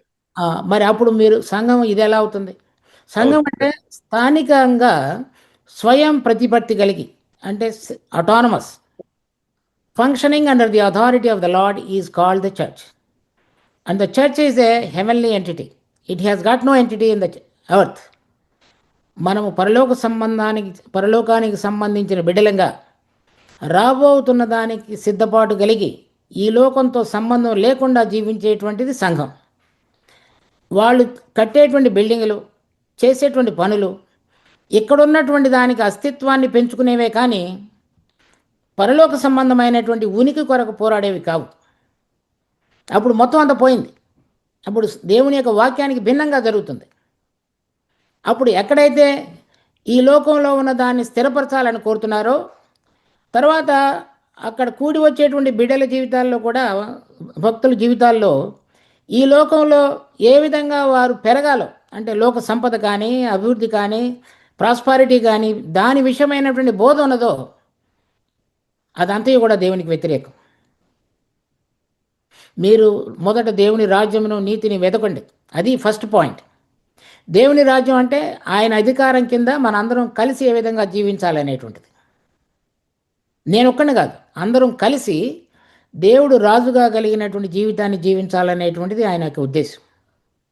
ఆది నుంచి కూడా అదే కోరుతున్నాడు.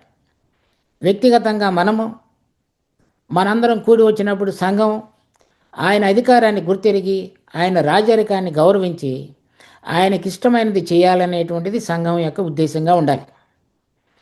అలా కాకుండా లోకం సంబంధమైనటువంటి దానిని, క్రమాన్ని సంఘంలోనికి తీసుకుని వచ్చడం ద్వారా జరిగినటువంటి భ్రష్టత్వమే ఈ పులిసిన పిండి.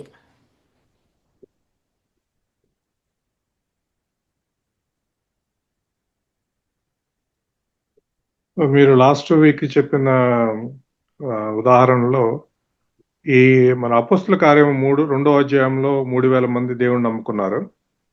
అలాగే 2వ అధ్యాయంలో 3,000 మంది, 4వ అధ్యాయంలో 5,000 మంది, 8,000 మంది అయ్యారు ఇక్కడికి. మరి 5వ అధ్యాయం దగ్గరికి వచ్చేప్పటికి మనం అననయ సపీరా విషయం చూస్తాం. సో అననయ సపీరాలు వేషధారణ కలిగినటువంటి జీవితం అని చెప్పి మనందరికీ తెలుసు. కింద జరిగినటువంటి దాన్ని బట్టి, పేతురు యొక్క టెస్టిమనీని బట్టి, పేతురు చెప్పిన దాన్ని బట్టి. సో దాన్ని ఆధారంగా చేసుకుని మనం ఈ పక్షులు అనేటువంటివి మీరు చెప్పినటువంటి విధంగా ఈ అననయ సపీరాలు అనేటువంటి వారి సంఘంలోకి చేరినటువంటి పక్షుల కింద మనం చూడొచ్చు వాళ్ళని. అంటే ఇప్పుడు వాళ్ళు ఈ వేషధారణతో కూడిన వాళ్ళుగా ఉన్నారు. అంటే వాళ్ళు పైకి మొత్తం ఇవ్వలేదు, ఇచ్చామని చెప్పబడుకున్నటువంటి వాళ్ళుగా ఉన్నారు.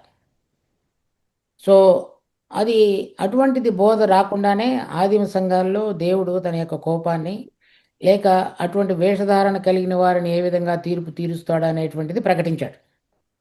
సో ఇప్పుడు మనం వేషధారణ కలిగి జీవించితే ఇప్పుడు దేవుడు మనల్ని ఏమీ చేయటం లేదు అంటే అర్థం ఆయన తీర్పు విషయంలో మారాడని అర్థం కాదు. ఆ తీర్పు ఎప్పుడైనా జరగచ్చు అని అర్థం. అది ఆయన ఇష్టం ఎప్పుడు జరిగిస్తాడనేది, అది మనం గుర్తుపెట్టుకుని నడవాలి. సో వాళ్ళు ఈ వేషధారణతో కూడినటువంటి జీవితానికి సంకేతంగా ఉన్నారు. దానిని దేవుడు ఒప్పుకోడు అనేది చెప్తున్నాడు.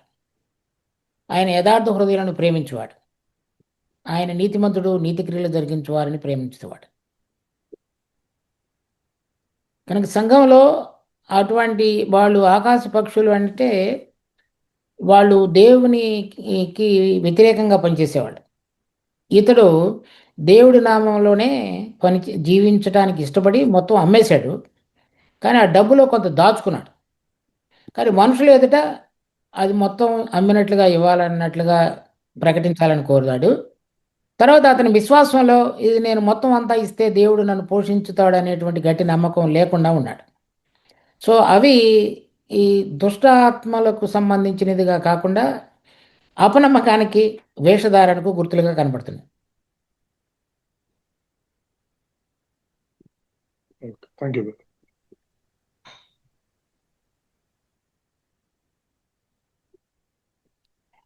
ఈ సంఘాల్లో ఏంటంటే ప్రతి ఒక్కరికి ఈ ఒక నేను స్ట్రక్చర్ చేయకపోతే, అంటే ఒక రిజిస్ట్రేషన్ చేసి ఒక బిల్డింగ్ కట్టి దీనికి ఒక ఆఫీస్ లాగా ఏర్పరిచి ఈ విధంగా నడిపించబడాలి అనేటువంటిది కనుక చేయకపోతే నిలబడదనేటువంటి భయం ఉంది.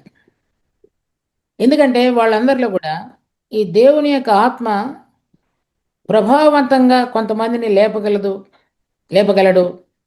వాళ్ళ మీద అభిషేకాన్ని తీసుకొచ్చి వాళ్ళను మందను పోషించడానికి పనికి రాగలిగిన విధంగా వాళ్ళని స్థిరపరచగలడు అని చెప్పి వాళ్ళని విడిచిపెట్టగలిగినటువంటిది ఎవరైతే మొదట ఈ పని ప్రారంభిస్తారో వాళ్ళలో అది ఉండదు. వాళ్ళు ఇది నేను ఉండాలి, నేను నడిపించాలి, ఈ అధికారం, గౌరవం, ఈ డబ్బు, ఈ పదవి ఇదంతా నాకు చెందాలనేటువంటిది మనిషిలో ఉన్నటువంటి స్వార్థపరితమైనటువంటి ఆలోచన. ఆ ఆలోచనకు ఆధారంగా ఈ వాక్యం యొక్క భిన్నంగా, వాక్యానికి వెలుపల ఒక ఆర్గనైజేషన్ ఫామ్ చేసి దానిలోనికి దేవుని యొక్క నమూనాను తీసుకొచ్చి ఇమర్చాలని కోరుతున్నాడు మనిషి. ఆ రెండు కూడా ఎప్పుడు కలిసి పని చేయలేవు. దేవుని యొక్క ఈ బిడ్డలు దేవునికి సంబంధించిన వారు, ఒక మనిషికి సంబంధించిన వారు కారు. కనుక వారిని పౌలు ఏ విధంగా అయితే ఈ పరిశుద్ధాత్మకు దేవుని వాక్యముకు నేను అప్పగించి వెళ్ళిపోతున్నానని చెప్పాడో, ఆ విధంగా మనం దేవుడు వీళ్ళందరినీ నిజంగా ఏర్పరచుకుని ఉంటే ఆయన కాపాడుతాడు. వాళ్ళని పోషించాలనుకుంటే పోషించడానికి ఆయనకు లోబడేటువంటి బిడ్డల మీద అభిషేకాన్ని తీసుకొచ్చి వాళ్ళకి ఆ వరాలు ఇస్తాడు అనేది మనం నమ్మాలి. అటువంటి అభ్యాసం చేయగలిగినప్పుడు ఈ దేవుని యొక్క క్రమం ఆత్మ ద్వారా స్థిరపరచబడుతుంది. అలా కాకుండా మనిషి యొక్క ఆలోచన ద్వారా మనిషి దృష్టికి యోగ్యమైనది, మంచిగా కనిపించేది చేయడానికి ప్రయత్నం చేసినప్పుడు ఈ ఆవగింజలాగా అన్న మారుతుంది, లేక బోధ వినేవారి చెవులకు, దురద చెవులకి సరిగా ఉండటానికి చెప్పబడేటువంటి బోధగా అయినా మారుతుంది. సో ఆ విధంగా దేవుని యొక్క మరి సంకల్పం వమ్ము చేయడానికి ఈ రెండు రకాలుగా, ఈ ఆవగింజ చెట్టు కానీ లేక పులిసిన పిండి యొక్క ఉపమానం ద్వారా కానీ భయంకరమైన నష్టాన్ని ఈ 2000 సంవత్సరాల్లో అపవాది తీసుకొచ్చాడు.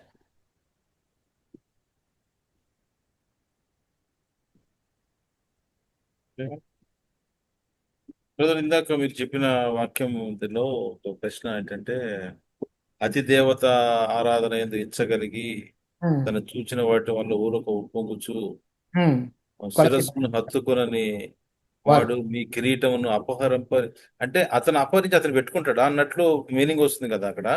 ఇప్పుడు కిరీటమును అపహరించడం అంటే అతను తీసుకుంటాడా? ఎట్లా అది ఎట్లా మీకు రాకుండా చేస్తాడని చెప్తున్నాడు. మీకు రావాల్సింది అతడు రాకుండా చేస్తాడు అని. అది ఎక్కడ చెప్పారు మీరు? తులసి పత్రిక 2వ అధ్యాయం. గలతీ పత్రిక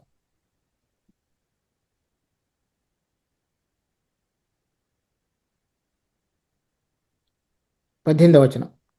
అతి వినయాసక్తుడై దేవదూతారాధనయందు ఇచ్చ కలిగి తాను చూచిన వాటిని గురించి గొప్పగా చెప్పుకొనుచు తన శరీర సంబంధమైన మనసు వలన ఊరకు ఉప్పొంగుచుచు శిరస్సును హత్తుకొనని వాడెవడు మీ బహుమానమును అపహరింపనీయకుడి.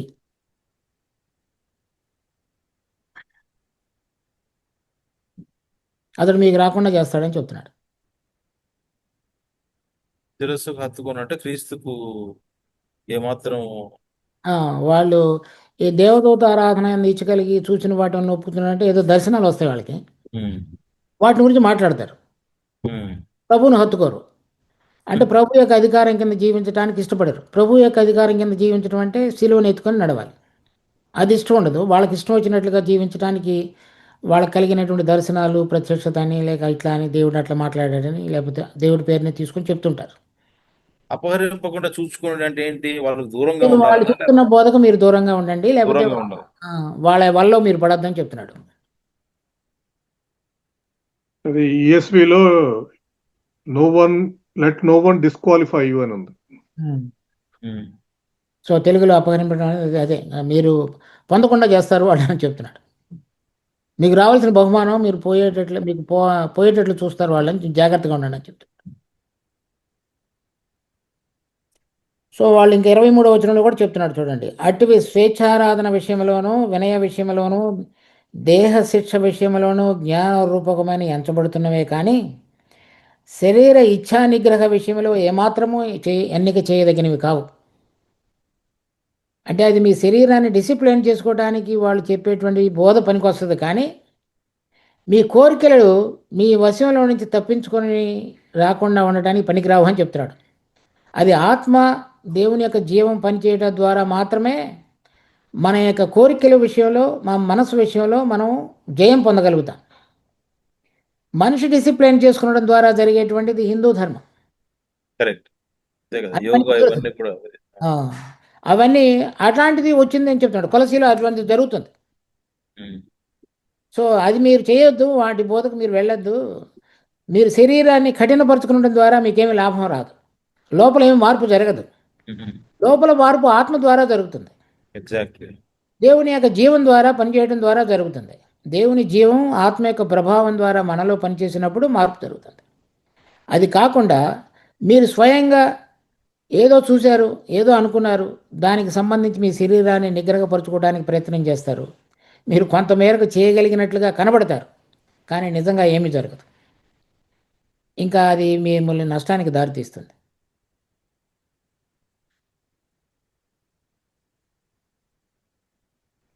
ఈరోజు చెప్పినటువంటిది అలా అనుకోకుండా మీరు ఏదైనా విధంగా అనుకుని ఉంటే కూడా అది చెప్పండి. సో దాని గురించి కూడా మనం చూద్దాం. అదేలే, దీనికి కూడా నేను విన్నది ఏంటంటే, రెండు విన్నాను కానీ but other side of the story కూడా ఎక్కువగా ప్రచారంలో ఉంది. ఏంటంటే, పులిసిన పిండి ఎంత త్వరగా అగైన్ ఎంత త్వరగా అయితే ఆ, అంతగా పులిసి పొంగేంత వరకు అవుతుందో, అలానే సువార్త కూడా అంత ఎక్కువగా వ్యాప్తి చెందుద్ది అనేది కూడా ఆ, బోధ ఉంది మరి. అది అంటే అంటే పులిసిన పిండి అనేది మనకి వాక్యంలో ఎక్కడ చూసినా కూడా చెడు గురించే ఉంది, అంతే కదా.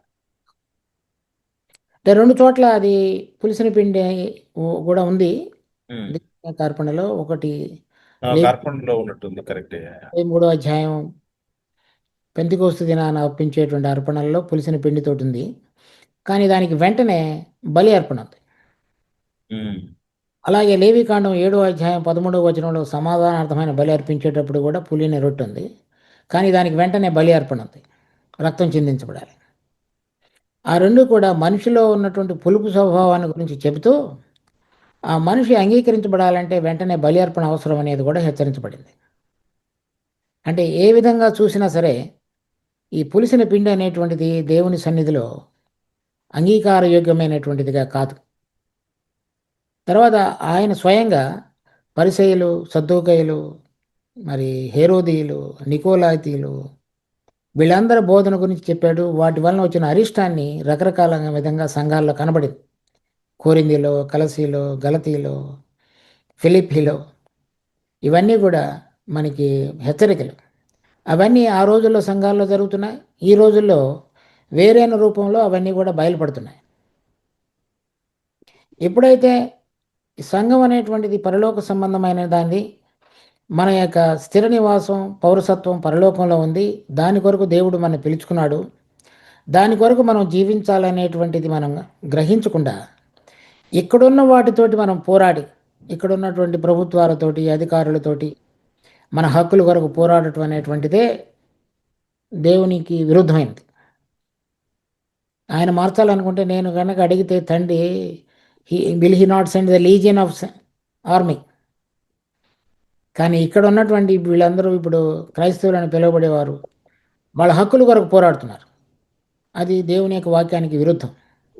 మనం చిన్న మందగా కూడి వచ్చినట్లయితే అది అంటే ఎంతవరకు అయితే అంటే ఈ లోకంలో ఉన్నటువంటి దానిని అస్తిత్వాన్ని పెంచుకోకుండా పరలోక సంబంధమైన దానిగా కనుక జీవించగలిగితే అప్పుడు మనం దీని కొరకు పోరాడం. దాని కొరకు కావాల్సినటువంటిది నేను మనుషులను ఏ విధంగా ప్రేమించగలగాలి, వారితో కలిసి నేను ఏ విధంగా దేవుని కొరకు జీవించాలి, వారి కొరకు ఏ విధంగా ప్రార్థించాలి, ఓర్చుకోవాలి, సహించాలి, పంచుకోవాలి, ఆ విషయాలలో ఉండవలసినటువంటి ఆసక్తి పోయి వాళ్ళ హక్కుల కొరకు పోరాడేదిగా వచ్చింది. ప్రభు చెప్పాడు, నేను సాత్వికుడును దీన మనసు కలవాడును. అంటే నా హక్కులు వదిలేసుకున్నాను, ఇతరుల విషయంలో వారిని హెచ్చుగా ఎంచేవాడనుగా ఉన్నాను. మీరు నా కాడి ఎత్తుకొని నా యొద్ద నేర్చుకునండి, అప్పుడు మీకు సమాధానం కలుగుతుంది అని చెప్తున్నాడు. సో మనం మన హక్కుల కొరకు పోరాడే వారంగా ఉంటే అప్పుడు ఈ పులిసిన పిండి బోధలోకి మనం వెళ్ళిపోతాం.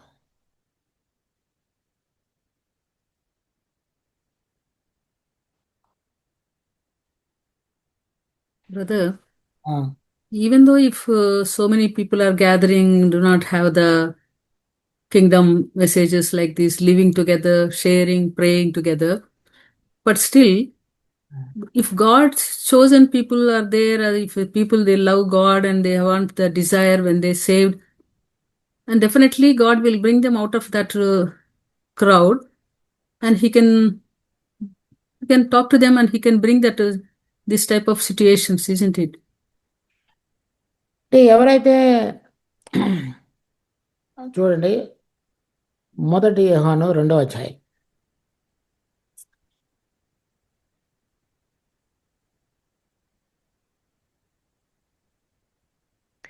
20వ వచనం. అయితే మీరు పరిశుద్ధిని వలన అభిషేకము పొందినవారు కనుక సమస్తమును ఎరుగుదురు.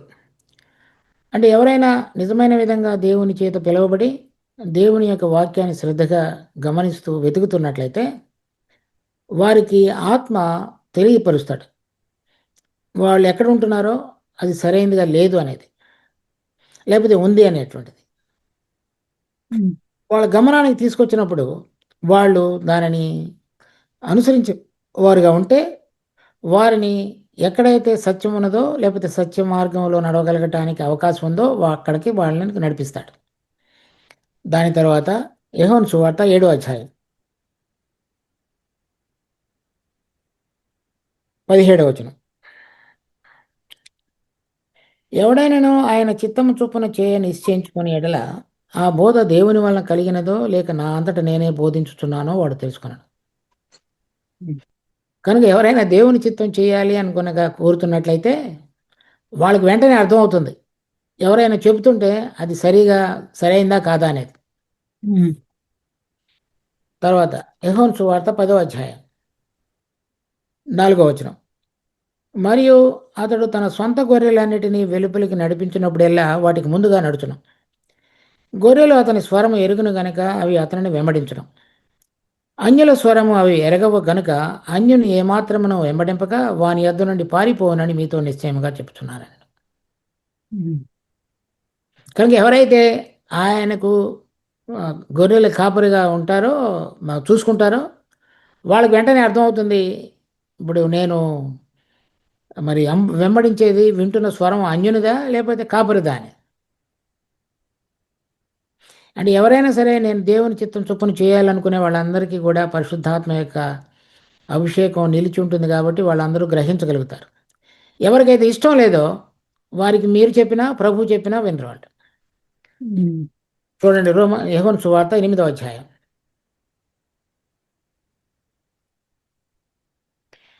43వ వచనం. మీరు ఏలా నా మాటలు గ్రహింపుకున్నారు, మీరు నా బోధ విననేరకుండుట వలననే కదా. అంటే ఆయన చెప్పింది వినలేదు కాబట్టి వాళ్ళకి అర్థం కావట్లేదు. ఎందుకు వినలేదంటే వాళ్ళకి వినగలిగినటువంటి విశ్వాసంతో కూడిన చెవులు లేవు.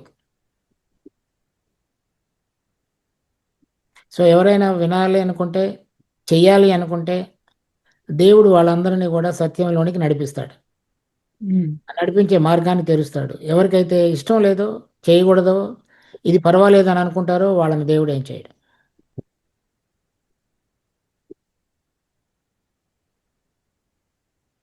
అంటే ఇప్పుడు Thank you, brother. No perfect church, ఎక్కడ కూడా అంత మంచిగా ఉంది అని చెప్పడానికి ఉండదు. సో వెళ్ళినటువంటి వాళ్ళే ఆ గ్యాప్స్ ని ఫిల్ చేయాలి. సో ఇప్పుడు మాస్టర్ వీక్ గా ఉంటాడు, సో కొంచెం మంచిగా బలంగా అనుభవం కలిగిన వ్యక్తిని పంపించింది ఆ పాస్టర్ని బలపరచడానికి అయి ఉండొచ్చు, విశ్వాసాన్ని బలపరచడానికి అయి ఉండొచ్చు. సో ఇట్లాంటి దాంట్లో కూడా ప్రత్యేకంగా ఇట్లాంటి కంట్రీస్ లో మనం ఉన్నప్పుడు, ఇప్పుడు మనకి బ్యాక్ హోమ్ లో అయితే ఒక దాంట్లో ఉంటారు, ఒక సంఘం అంటే ఒక వాళ్ళకు ఉన్నటువంటి ఒక విశ్వాస సూత్రంలో పనిచేస్తూ ఉంటారు. ఇక్కడికి వచ్చేటప్పటికి చాలా విశ్వాస సూత్రాల మధ్య పనిచేసినటువంటి వాళ్ళు వస్తారు. సో ఇప్పుడు వాళ్ళందరూ కలిసి వెళ్ళటం అనేది చాలా కష్టతరమైనదే. అదే సమయంలో మరి దేవుణ్ణి సేవించాల్సినటువంటి అవసరం కూడా ఉంటది కాబట్టి దాన్ని ఎలా చూడాలి మరి? అంటే మనం ఏదైతే వాక్యంలో ఉందో దాని ప్రకారం గనక మనకు వెనక ఏదైతే బ్యాగేజ్ ఉంటుందో అది విడిచిపెట్టాలి ఫస్ట్. ఎవరైనా సరే ఒక నమూనాలో నుంచి బయటకు వచ్చి ఇక్కడ కనుక పని చేయాలి అంటే, దేవుని ఇష్ట ప్రకారంగా చేయాలంటే దేవుని యొక్క వాక్యం అనేటువంటి వెలుగులో మాత్రమే ప్రతిదీ చూడాలి. వాళ్ళు అంతకుముందు అలవాటు చేసుకున్న దాని ప్రకారంగా చేయాలని చూస్తే దేవుడు చెప్పినటువంటి సత్యవాక్య ప్రకారంగా మనం చేయలేం. ఏదైతే దేవుని వాక్య ప్రకారంగా చేయటానికి ఇష్టపడతారో అప్పుడు దేవుడు వాళ్ళని బలపరిచి వాళ్ళ హస్తాన్ని జతపరిచి వేరే వారితోటి నడిపిస్తాడు. అప్పుడు మనం దేవుని యొక్క ఇష్ట ప్రకారంగా చేస్తామనేటువంటి నిశ్చయత మనకు ఉంటున్నప్పుడల్లా ఒకవేళ వేరే వారు కానీ లేక వేరే శక్తులు కానీ దాన్ని కనుక భంగపరచాలని చూస్తే దేవుడు వాళ్ళని చూసుకుంటాడు, మనం నిలబడగలుగుతాం. సో కనుక ఎవరైనా సరే దేవుని వాక్యానుసారంగా జీవించి దాని ప్రకారంగా పనిచేయాలని చూస్తే దేవుడు వాళ్ళని ఆశీర్వదిస్తాడు. ఎవరైతే సరైన విధంగా మిగిలినటువంటి విధంగా అర్థం చేసుకోలేరో వాళ్ళందరినీ కూడా అర్థం చేసుకునే రీతిలోనికి నడిపిస్తాడు. సో మేము మిస్ససాగాలో సంఘం పరిచర్యను ప్రారంభించినప్పుడు రకరకాలైన వాళ్ళు వచ్చారు.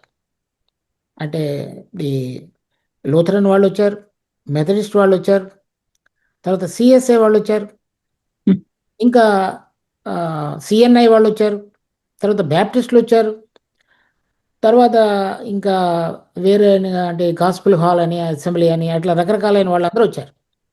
వాళ్ళందరూ వచ్చినప్పుడు వాళ్ళు ఎక్కడి నుంచి వచ్చారు, వాళ్ళకి ఏం అర్థం అవుతుంది అనేటువంటిది మేము అంత పట్టించుకోలేదు. అలా కాకుండా దేవుని వాక్యంలో ఏముంది అనేది చెప్పడం అనేటువంటిదే చేశాం. సో వాళ్ళని మేము కించపరచాలని కానీ లేక తక్కువగా చూడాలనేటువంటిది ఏమాత్రం ఎప్పుడు ఉద్దేశం లేదు. ఎప్పుడు కూడా వాక్యంలో ఏం రాసింది, ఏం చేయమంటున్నాడు దేవుడు, మనం ఎలా జీవించాలని కోరుతున్నాడు, మనందరం కూడి రావడంలో దేవుని యొక్క ఉద్దేశం ఏమిటి అనే విషయాలే విడమర్చి చెప్పడం జరిగింది. అలా చేయడం ద్వారా వాళ్ళల్లో అంతకు మునుపు ఏదైతే అవగాహన ఉందో అదంతా దేవుని ఆత్మ పనిచేసినప్పుడు మెల్లమెల్లగా వాళ్ళకి వెలుగు తేట తెల్లంగా చేయబడినప్పుడు ఎవరైతే లోబడే హృదయం కలిగి ఉన్నారో వాళ్ళందరూ కూడా మాతో జతపరచబడ్డారు. ఎవరైతే ఆ విధంగా లోబడటానికి ఇష్టపడలేదో వారందరూ కూడా కొంత ఇబ్బంది పడ్డారు మాతో ఉండటానికి. ఆ ఇబ్బంది పడిన వాళ్ళని దేవుడు తర్వాత చూసుకున్నాడు, వాళ్ళకి ఏం చేయాలో దేవుడు వాళ్ళకి అది చేశాడు.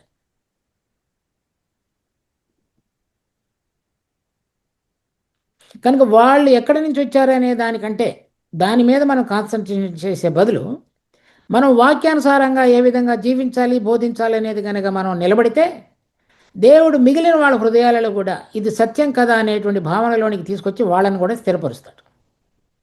మనందరం అప్పుడు ఒకటిగా జతపరచబడటానికి దేవుడు తన ఆత్మ ద్వారా కడతాడు.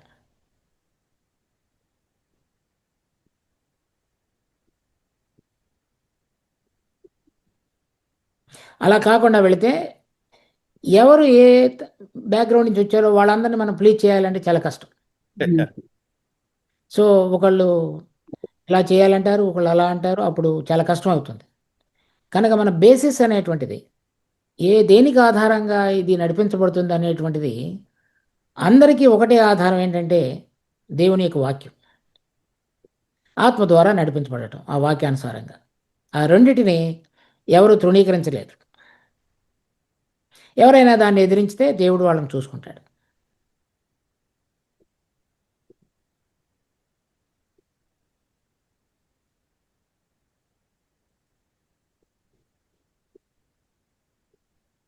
బ్రదర్, ఎస్ ఇప్పుడు మీరు ఇప్పుడు ఒక సంఘానికి వెళుతున్నాం అనుకోండి, అక్కడ దేవుని ఆత్మ చేత అంతా బాగానే ఉంటది. ఒక విషయంలో ఇప్పుడు ప్రకటన గ్రంథంలో చెప్పినట్లు ఒక విషయంలో తప్పిపోయి ఉంటది అనుకోండి, అంటే మనకు అర్థమవుతుంది వాక్యం ద్వారా ఆ విషయంలో ఈ సంఘంలో తప్పు జరుగుతోంది అనేది అర్థం అవుతుంది.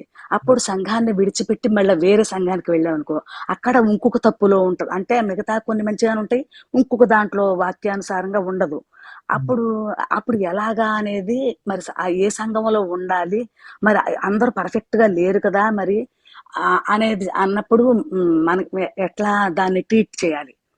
సరే, ఒక సంఘంలో అంతా బాగా చెప్పబడుతుంది అని ఇప్పుడు మీరు బాగా చెప్తున్నారనో లేకపోతే వేరే వాళ్ళు చెప్తున్నారో నాకు బాగా తెలిసినప్పుడు వెళ్ళినప్పుడు అంత పర్ఫెక్ట్ గానే ఉంది అని మనం దాంట్లో జాయిన్ అయినప్పుడు, మరి ఆ కాపరి అదే ఆ మందన కాచేటటువంటి వ్యక్తి ఇప్పుడు మీరు చెప్పినట్టుగా 50 మందినైతే నేను చూడగలను, 100 మందినైతే నేను చూడగలను అని అదేంటి మిగతా వచ్చే వాళ్ళని చేర్చుకోరా అంటే నేను చూడలేను కాబట్టి రావద్దు అంటారా సంఘంలోకి అనేది నాకు కొంచెం అర్థం కాలేదండి బ్రదర్. అంటే 2 క్వశ్చన్లు అడిగారు మీరు ఒకే దాంట్లో. 2 క్వశ్చన్, అవును 2 క్వశ్చన్లు అడిగా. ఒకటి ఏంటంటే, మనం ఎవరైనా ఇక్కడ సంఘంలో ఒక విషయాన్ని తప్పు చేస్తుంటే దాన్ని విడిచిపెట్టి వెళ్ళాలా వద్దా అనేది. దాంట్లో ఏంటంటే, ఏ విషయంలో మనం వాళ్ళతో సహవాసంలో నుంచి వెళ్ళిపోవచ్చు అనేటువంటిది దేవుని వాక్యంలో ఉంది. అది కాకపోతే మనం అక్కడ ఉండిపోవాలి. అదైతే మనం వాళ్ళతో సాంగత్యంలో ఉండకుండా ఉండొచ్చు.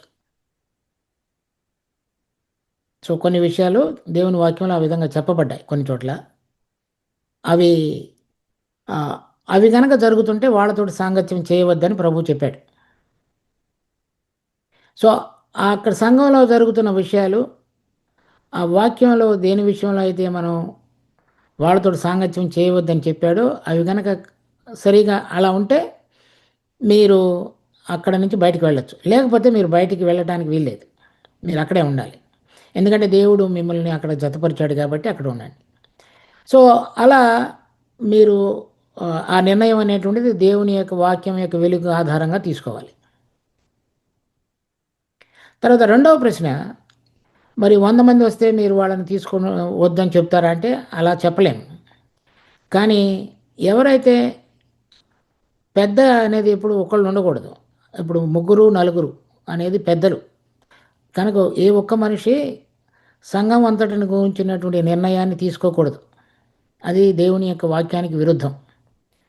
కనుక మీరు మొదట ఏదైతే ఆ సంఘం అనేది చూస్తున్నారో పాస్టరు అంటున్నాడో అక్కడే పొరపాటు అయిపోయింది. కనుక అది 3, 4 కలిసి తీసుకోవాల్సిన నిర్ణయాలు. సో ఆ 3, 4 కూడా ఈ 100 మంది వచ్చారు కాబట్టి దీన్ని ఇక్కడ మనం చేయలేమనేటువంటిది కనుక చెప్తుంటే అప్పుడు వాళ్ళేం చేయాలంటే, ప్రభువా ఇంతమంది ఇక్కడ ఉన్నారు, ఇంతమందిని మేము పోషించవలసిన విధంగా మాలో అది ప్రాక్టికల్గా అంటే అనుభవపూర్వకంగా జరుగుతున్న దానికి కొంచెం కష్టంగా ఉంది, ఇప్పుడు ఏం చేయాలని వాళ్ళు అడగాలి. అడిగినప్పుడు వాళ్ళలో నుంచి కొంతమందిని మళ్ళా దేవుడు లేపి వేరే చోట గ్యాదర్ అయ్యేటువంటి విధంగా కూడా చేయగలుగుతాడు. అది విడిపోవటం కాదు, అది సానుకూలత కొరకు వేరే చోట కూడి రాగలగటానికి పనికి రాగలిగినటువంటి ఆవశ్యకత, దాన్ని వాళ్ళు ఉపయోగించుకోవచ్చు. ఆ విధంగా అది సంఘం విడిపోవటమో కాదు, లేకపోతే వేరే అయిపోవటమో కాదు, తర్వాత ఒక కాంపిటీషన్లోనికి రావటమో కాదు, అందరం కలిసి దేవుని యొక్క పనిలో పనిచేయటం. సో ఆ విధంగా ఎప్పుడైతే మనం దేవుని యొక్క వాక్యానుసారంగా సంఘంగా కూడి కలిసి పని చేయాలో పని చేయలేమో అప్పుడు మనం దేవుని యొక్క వెలుగును చిత్తాన్ని కనుగొని అది వేరైన చోట మరి వేరే స్థలంలో కూడుకొని రాగలగటానికి పనికి రాగలిగిన విధంగా చూసుకోవాలి.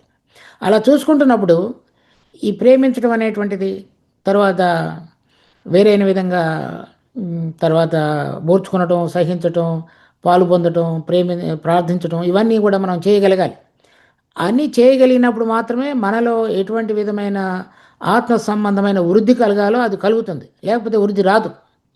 మీరు ఎంత బాగా చెప్పినా పాస్టర్ గారు మీకు జ్ఞానం వస్తుంది కానీ మీలో మార్పు రాదు.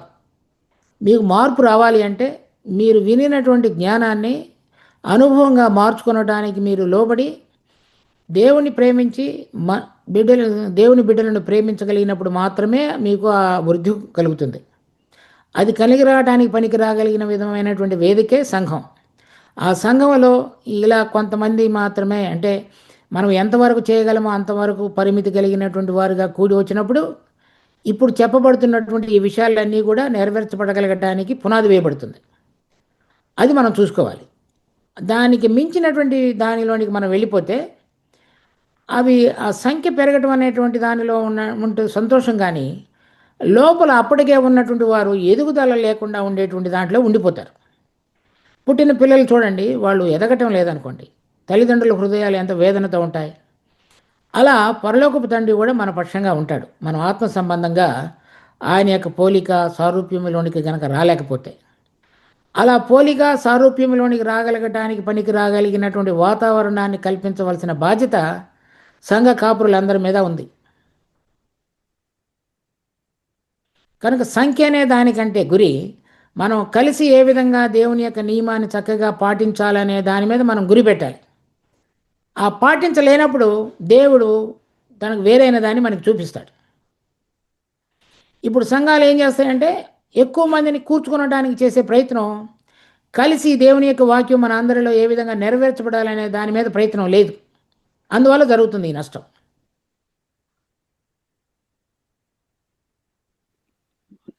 ఓకే అండి. అంటే ఇంకొక క్వశ్చన్ అండి.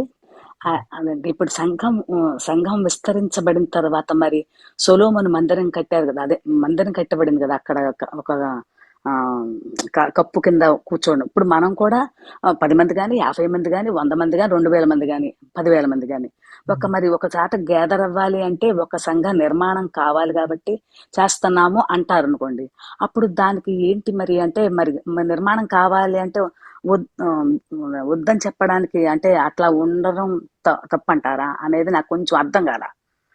ఇప్పుడు చర్చ్ ఇప్పుడు ఒక కప్పు కింద గ్యాదర్ అవ్వాలి, మరి వర్షానికైనా ఎండకైనా. అప్పుడు మరి మందిర నిర్మాణం కావాలి. మందిర నిర్మాణం కావాలి అంటే మరి మందిరం కట్టబడకపోతే ఎలాగా అనేది నా క్వశ్చన్. అది అంటే అందరూ చాలామంది అడుగుతారు. పాత నిబంధనలో ఇశ్రాయేలులకి దేవుని యొక్క మందిరం అనేటువంటిది వాళ్ళు సంవత్సరంలో 20 సంవత్సరాలు పైబడినటువంటి ప్రతి పురుషుడు కూడా సంవత్సరంలో 3 సార్లు ఆయన సన్నిధిలో కనబడడానికి ఏర్పాటు చేయబడిన స్థలం అది. ఆ ఏర్పాటు చేయబడిన స్థలంలోనే వారు వచ్చి వారు మొక్కుబడులు చెల్లించాలి పాత నిబంధనలో. క్రొత్త నిబంధనలో అటువంటిది ఒక స్థలం ఎక్కడ చెప్పబడలేదు. ప్రభు ఏం చెప్పాడంటే, 2-3 నా నామమున ఎక్కడ కూడి ఉంటారో వారి మధ్యన నేను ఉంటాను అని చెప్పాడు. ఇప్పుడు యూదులకి ఇప్పటికి కూడా వాళ్ళకి మందిరం లేదు కనుక వాళ్ళు దేవుని ఆరాధించడానికి నియమించబడినటువంటి స్థలంలో వాళ్ళకి మందిరం కట్టబడి ఉండలేదు. అంటే వాళ్ళు దేవుని ఏ విధంగా పాత నిబంధన ప్రకారం ఆరాధించాలో ఆ విధంగా చేయలేరు ఇప్పుడు. కానీ క్రైస్తవులు అలా కాదు, ఎక్కడైనా కూడి రావచ్చు. ఎక్కడ 2-3 నా నామమున కూడి ఉంటారో వారి మధ్యన నేనుంటాను. అంటే పరలోకంలో ఆరోహణమైనటువంటి మన ప్రభు భూలోకంలో ఏక మనసుతో కూడి వచ్చేటువంటి బిడ్డల మధ్యలో ఉంటానని చెప్పబడిన వాగ్దానం ఎంతో ధన్యమైనకరమైంది. కనుక ఇక్కడ ఆ విధంగా కూడి రాగలగటానికి ఒక బిల్డింగ్ అవసరం లేదు. ఎందుకనంటే కొత్త నిబంధనలో ఎక్కడ కూడా వీరు కూడి రావడానికి ఒక భవనాన్ని కట్టినట్లుగా ఒక్కచోట కూడా రాయబడలేదు. ఎందుకు రాయబడలేదంటే కట్టలేదు కాబట్టి. ఎందుకు కట్టలేదంటే పాత నిబంధనలో ఇశ్రాయేలీయుల యొక్క మనసు భౌతికమైనటువంటి మందిరం మీద ఎంతగా ఉందో మందిరం లోపల ఉన్నటువంటి దేవుని మీద అంత మనసు లేదు. సో ప్రభు ఒకసారి అడుగుతాడు, మందిరం లోపల ఉన్నవాడా లేకపోతే మందిరంలో ఉన్నటువంటి బంగారమా విలువైందని. కనుక వాళ్ళు ఉన్నటువంటి దృష్టి మనుషులమైన మన అందరికీ అలాగే ఉంటుంది. ఎలా అంటే భౌతికంగా మన కంటికి కనబడుతున్న వాటి మీద ఉన్నటువంటి ప్రేమ అదృశ్యుడైన ఆత్మస్వరూపి అయినటువంటి దేవుని విషయంలో ఎలా మనసు ఉండాలో అలా మనిషి యొక్క మనసులోనికి రాదు. అందుచేత ఆ యొక్క ఇష్టాన్ని భౌతికమైన దానితో మన యొక్క సంబంధాన్ని పెంచుకోకుండా ఉండగలగటానికి సంఘం అనేటువంటిది ఆత్మ సంబంధమైనది కనుక కూడి వచ్చే బిడ్డలే సంఘం కనుక స్థలానికి ప్రాముఖ్యత కానీ మన అనుబంధం కానీ లేకుండా ఉండటానికి నూతన నిబంధనలో ఎక్కడా కూడా దేవుని పేరిట సంఘము అనేటువంటిది ఒక భవనాన్ని కట్టినటువంటి దాఖలాలు లేనేలేవు. అందుచేత మరి అయితే ఎలా కూడి రావాలి? అదే మనం చేయవలసింది ప్రార్థన. ఇప్పుడు మేమందరం కూడా మిస్సెసాగా అనేటువంటి ప్రాంతంలో కూడి వస్తాం. ఆ కూడి వచ్చినప్పుడు మొట్టమొదట్లో మా ఇంట్లో కూడి వచ్చేవాళ్ళం. మా ఇంట్లో ఒక కూడి వచ్చినప్పుడు 20 మంది 25 మంది అయ్యారు. అప్పుడు కార్లు పార్క్ చేయడానికి బేస్మెంట్లో కూడి రావడానికి కొంచెం ఇబ్బంది అవ్వటం మొదలుపెట్టింది. అప్పుడు దేవుడు నాకు సహాయం చేసి మేము ఒక ఒక పెద్ద ఇల్లు తీసుకోవటానికి దేవుడు తోడ్పడ్డాడు. ఆ తీసుకొనడంలో చూడగలిగిన ముఖ్య ఉద్దేశం ఏంటంటే బేస్మెంట్లో మేము ఎంతమంది కూడి రావచ్చు, మా పార్కింగ్ డ్రైవేలో ఎన్ని కార్లు పార్క్ చేయొచ్చు. అప్పుడు 10 కార్లు పార్క్ చేయగలగటానికి 50 మంది కూడి రాగలగటానికి పనికి రాగలిగినటువంటి స్థలాన్ని దేవుడు మాకు ఇచ్చాడు. ఆ స్థలంలో మేము కూడి రాగలుగుతూ వచ్చాం. ఒక సమయం వచ్చింది, అది కూడా పెరిగింది. అప్పుడు కార్లు పార్క్ చేయడం కొంచెం ఇబ్బంది అయింది. తర్వాత ప్రతి ఆదివారం మేము ఈ లవ్ ఫీస్ట్ ఉండేది. అలా కూడి వచ్చినప్పుడు అది కూడా కొంచెం ఇబ్బందికరంగా మారటం మొదలుపెట్టింది. అప్పుడు మేము బయట కూడి రావడానికి ప్రయత్నం చేసాం. ఆ బయట కూడి రావడానికి చేసే ప్రయత్నానికి ముందు నేనేం చెప్పానంటే, ఎవరైనా ఒక బాధ్యత తీసుకోగలిగినటువంటి వాళ్ళు కనుక ముందుకు రాగలిగితే ఇద్దరు, వారి దగ్గర కొంతమంది గ్యాదర్ అవ్వచ్చు అని చెప్పాను. సో మా దగ్గర ఉన్నటువంటి 50-60 మంది కొంతమంది వేరే వాళ్ళ కుటుంబంతో లేకపోతే ఇంట్లో గ్యాదర్ అవ్వచ్చు అని చెప్పాం. కానీ ఆ సమయంలో అటువంటి మెచ్యూరిటీ రాగలిగిన వారు కొంత తక్కువ మంది ఉన్నారు కాబట్టి ఎవరు అంత బాధ్యత తీసుకోవడానికి ముందుకు రాలేదు. అలా జరిగి ఉంటే బాగుండేది, కానీ అలా జరగలేదు. అందుచేత మేము వేరే చోట ఒక స్థలాన్ని, పబ్లిక్ ప్లేస్ని తీసుకుని గ్యాదర్ అవ్వాల్సి వచ్చింది. ఆ పబ్లిక్ ప్లేస్ కొంత సమయం జరిగింది. తర్వాత వాళ్ళు మేము ఏమన్నారు, మళ్ళా వేరే చోటకి వెళ్ళాం. అక్కడ కొంతకాలం తర్వాత వాళ్ళు ఏమన్నారు, ఇప్పుడు వేరే చోట గ్యాదర్ అవుతున్నారు. కానీ ప్రతి చోట ఇది పబ్లిక్ ప్లేసే కానీ సొంత స్థలం కాదు. అన్ని చోట్ల దేవుడు ప్రతిసారి మేము ఒక స్థలాన్ని రెంట్కి పొందడానికి దేవుడు కృప చూపిస్తూ వచ్చాడు. ఇప్పుడు కూడా చక్కగానే జరుగుతుంది. ఈ స్థలం అనేటువంటిది సొంతంగా లేకుండా బయట అద్దె కలిగి మనకు అటువంటి ఆ స్థలంతో అనుబంధం లేకుండా చక్కగా దేవుని బిడ్డలతో దేవుని యొక్క విషయాల విషయంలో ఎటువంటి విధమైనటువంటి సంబంధం కలిగి ఉండాలో దానిలోనికి దేవుడు మమ్మల్ని తీసుకొచ్చాడు. అది కేవలము దేవుడు ఏ విధంగా ఉండాలని కోరుతున్నాడో ఆ విధంగా చేయాలనే మనసు కలిగి ఉండటం ద్వారా జరిగింది.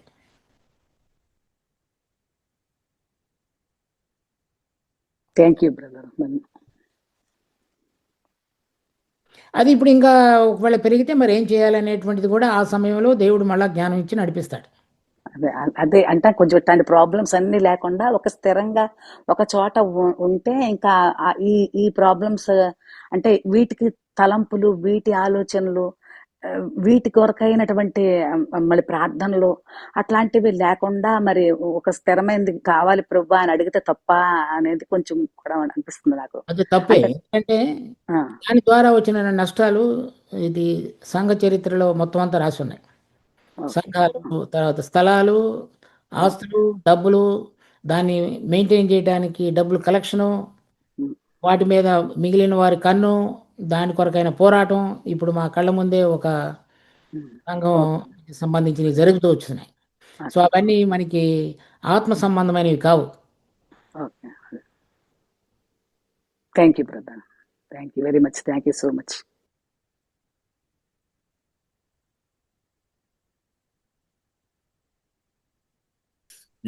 నాకున్న ఆలోచన ఏంటంటే, ఓన్ ప్లేస్ అనేది 2 రకాలుగా చూడవచ్చు. మీరు ఇందాక చెప్పినట్లుగా కూడా మొదటగా ఆత్మ సంబంధమైన మందిరం. అసలు సంఘం అంటేనే ఆత్మ సంబంధమైనది, భవనాలకి సంబంధించింది కాదు. మనం ఎప్పుడైతే ఆ ఆశతో పనిచేస్తున్నప్పుడు, ఆశతో జీవిస్తున్నప్పుడు, ఆశతో ప్రభువుని సేవిస్తున్నప్పుడు ఒక స్థిరమైన ప్లేస్ని పొందుకోవడంలో తప్పుందని అంటే నేను అనుకోవట్లేదు. ఎందుకంటే ఇప్పుడు మాకు ప్రస్తుతం ఏదైనా ప్రోగ్రాం పెట్టాలంటే ఆ టైం కుదరదు, పర్మిషన్స్ తీసుకోవాలి, అంటే చాలా రకాలుగా ఏదైనా చేయాలంటే అది వేరే వాళ్ళకి సంబంధించింది కాబట్టి మనకున్న టైంలో పెట్టడానికి అంత అనుకూలత లేకపోవచ్చు. అదే మనకు చెందింది అయితే మనం ఇంకా ఎక్కువగా సేవించడానికి ఉంటది. But at the same time మీరు చెప్పింది కూడా పాయింటే. అఫ్ కోర్స్ అది రాబోయే రోజుల్లో దాని ద్వారా ఎన్నో సమస్యలు రావచ్చు, లేకపోతే ఫోకస్ మారవచ్చు, లేకపోతే ఇంకొకటి రావచ్చు అనేది కరెక్టే. కాబట్టి at the same time history చరిత్ర దానికి నిర్ధారణ చేస్తుంది. అది దేవుని వాక్యంలో ఎప్పుడైతే ఈ ప్లేస్ స్థలానికి సంబంధించినటువంటి నిర్మాణం లేకుండా నూతన నిబంధనలో ఉందో, ఎందుకు ఉంది అనే దానికి కారణం చెప్పాను నేను. ఈ నిర్మాణము, స్థలం అనేటువంటి దానికి సంబంధించిన సంబంధం మనుషులు ఏ విధంగా పెంచుకుంటారు అనేటువంటిది పాత నిబంధనలో ఉంది. అది ఇప్పటికీ సాగుతుంది దాని తగాదా. సో అదే మనుషుల యొక్క హృదయాలు త్వరగా కనబడుతున్నటువంటి మనిషి మీద నుంచి తొలగి ప్రాణం లేనటువంటి భవనం మీదకి మనసు పడిపోతుంది. అది చూస్తున్నాడు మనిషి, అది కావాలనేటువంటి. అది తర్వాత సుఖాన్ని కోరుకుంటాడు, అంటే ఎటువంటి అనానుకూలత లేకుండా అన్నీ చక్కగా జరగాలనేటువంటి.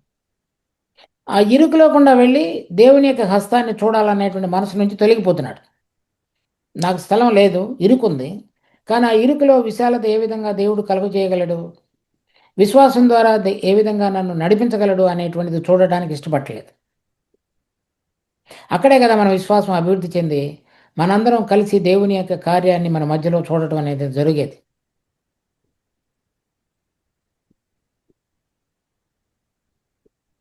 తర్వాత అది ఒకసారి వచ్చిన తర్వాత దాని మెయింటెనెన్స్ కోసం తర్వాత అది ఇది రకరకాలైనటువంటివి, తర్వాత దానికి సంబంధించి మళ్ళా వేరే అయినటువంటి విధంగా వాక్యంలో లేనటువంటి అడ్మినిస్ట్రేషన్ వచ్చేస్తుంది.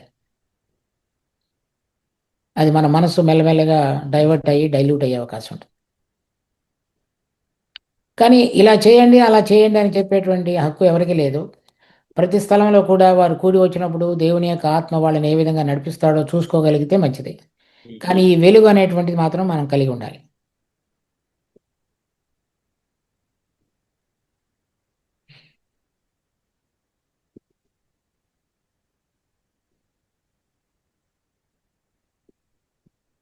Thank you brother. 9 అవుతుంది. So pray and close. Prayer చేయగలుగుతారా బ్రదర్? మీకు కుదురుతుందా? రమేష్ గారు మీకు కుదురుతుందా ప్రేర్ చేసి క్లోజ్ చేద్దాం?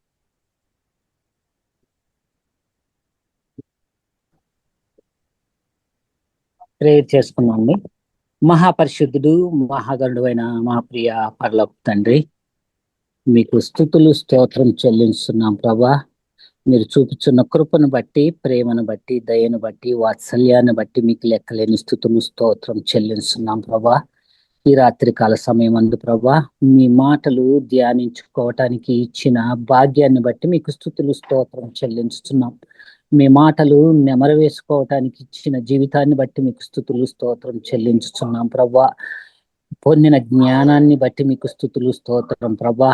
ఉపమానాలను మీ దాసుడు బోధించుచుండగా ప్రభా, మాకు అర్థమయ్యే రీతిలో ప్రభా, మాలో ఉన్న ప్రశ్నలకి అనేక జవాబుల్ని చెబుతూ ప్రభా, మేము ఆత్మీయ లోతుల్లోకి ఎదగటానికి ప్రభా, వాక్యానుసారంగా ఆత్మానుసారంగా జీవించే వారంగా ఉండటానికి మీరే కృప చూపండి. కేవలము వినేవారమే కాకోకుండా ప్రభా, విని మా హృదయాలను పరిశీలన చేసుకుని ప్రభా, మేము కరెక్ట్ గా ఉన్నామా, మేము వాక్యానికి లోబడి జీవిస్తున్నామా, దేవునికి లోబడి జీవిస్తున్నామా, దేవునికి ప్రభువు మాటకి విధేయత కలిగి జీవించుచున్నామా లేదో మేము పరిశీలన చేసుకుని మీ సన్నిధిలో మేము ఆత్మీయంగా ఎదుగుతూ ప్రభువా, అనేక మందికి పౌలు గారు తిమోతికి ఎలా మాదిరికరంగా ఉండమన్నాడో విశ్వాసులకి, అలాగే ప్రభువా మేము కూడా విశ్వాసంలో బలపడుతూ తోటి సహోదరుడికి తోటి సహోదరికి మాదిరికరమైన జీవితం జీవించే వారముగా ప్రభు యొక్క వాక్యాన్ని విధేయత చూపిస్తూ దానికి లోబడి జీవించే వారముగా, వాక్యానుసారంగా ఆత్మానుసారంగా దేవుని చిత్తానుసారంగా జీవిస్తూ దేవునికి ఇష్టమైన జీవితం మేము జీవించే వారముగా ఉండటానికి సహాయము దయచేయండి. మేము వివిధ ప్రాంతంలో ఉండి యాడైనప్పటికీ కూడా ప్రభా, మీరు చూపిన కృపను బట్టి మీకు స్తుతులు స్తోత్రం చెల్లిస్తున్నాం ప్రభా. మీ నీతిని రాజ్యాన్ని వెతుకుతూ ప్రభా, మీ చిత్తానికి మీకు ఇష్టపూర్వకమైన జీవితం జీవించే వారంగా, మీకు యోగ్యమైన జీవితం మేము జీవించే వారంగా ప్రభా, మేము మీ చిత్తానుసారంగా జీవించే వారంగా ఉండటానికి సహాయం దయచేయండి. మేము వినుచున్న వాక్యము వాక్యానుసారమైనదా, వాక్యానికి లోబడి ఉన్నదా, వాక్యానికి లేకుండా ఉన్నదా, లేదా అది పులిసిన బోధతో పరిశీల బోధలాగా సద్దుకైల బోధలాగా ఉన్నదా ప్రభా, వాటిల్ని మేము జాగ్రత్త పడి ఉండేవారంగా ఉండటానికి సహాయం దయచేయండి. చెడిపోయింది ఉంటే గనక ప్రభా, ఆ ముద్దంతా చెడిపోతుంది అని చెప్తున్నావు గనక ప్రభా, మేము చెడ్డ బోధకి చెడ్డ మాటలకి మేము చెవులు ఇచ్చేవారంగా, మా హృదయాన్ని ఇచ్చేవారంగా ఉండకుండా అలనాడు విననొల్లని ప్రజల వలె జీవించే వారంగా కాకుండా ప్రభా, మీ మాటలు విని మీ మాట ప్రకారం జీవించే వారంగా, మీ మాటకు లోబడి జీవించే వారంగా, మీ సన్నిధిలో ముందుకు వెళ్లే వారంగా ఉండటానికి సహాయం దయచండి. ఇక్కడ చేరిన ప్రతి ఒక్క బిడ్డని పేరు పేరున దీవించండి ప్రభా. మేము ఆత్మీయంగా ఎదుగుతూ మీ సన్నిధిలో ముందుకు వెళ్లే వారంగా ఉండటానికి సహాయం దయచేయండి ప్రభా. అనారోగ్యంగా ఉన్న బిడ్డలు మీ చేతులకు అప్పచెప్పుచున్నాం ప్రభా. ప్రభు అయిన యేసుక్రీస్తు నామములో స్వస్థత ఉన్నది ప్రభా. మీరు పొందిన దెబ్బల్లో స్వస్థత ఉన్నది కనుక ప్రభా, మీ చేతులకు అప్పచెప్పుచున్నాం ప్రభా. ఏ బిడ్డలకు ఎలాంటి అవసరత అయితే ఉన్నదో, ఏ బిడ్డలకు ఎలాంటి కొదువు అయితే ఉన్నదో, ఆ కొదువుని మీరు తీర్చిదిద్దండి. మీ మహిమ ఐశ్వర్యంలో నుంచి తీర్చిదిద్దండి ప్రభా. మా యొక్క పని పాటల్లో కానీ ప్రతి ఒక్క అవసరతల్లో కూడా మీరే సహాయం దయచేయండి. మేము ఇంకా ఆత్మీయ లోతుల్లోకి ఎదుగుతూ మీ సన్నిధిలో ముందుకు వెళ్తూ ప్రభా, మీ వాక్యానుసారంగా జీవిస్తూ మిమ్మల్ని మహిమపరిచే విధంగా, క్రీస్తు ప్రేమని మాలో చూపించగలిగే వారంగా, క్రీస్తు యొక్క లక్షణాలు మాలో ఉండే విధముగా ప్రభా, విన్న వాక్యములో నుంచి ప్రభా, మేము మీ యొక్క రూపాంతర ప్రక్రియలో ఈ వాక్యము ఉపయోగపడటానికి మీరే సహాయం దయచేయమని మీకే కృతజ్ఞతాస్తుతులు చెల్లించుచు ఈ రాత్రపు దీవెల ఆశీర్వాదాలు మా అందరికీ దయచేయమని ఈ చిన్న ప్రార్థన మీ పాసాన్ని చేర్చుకోమని యేసుక్రీస్తు దివ్యనామను మీకు బ్రతిమాలి అడిగి వేడుకుంటున్నాం మా పరమ తండ్రి. Amen. Amen. Amen. Thank you brother. Welcome, brother. So, see you next week.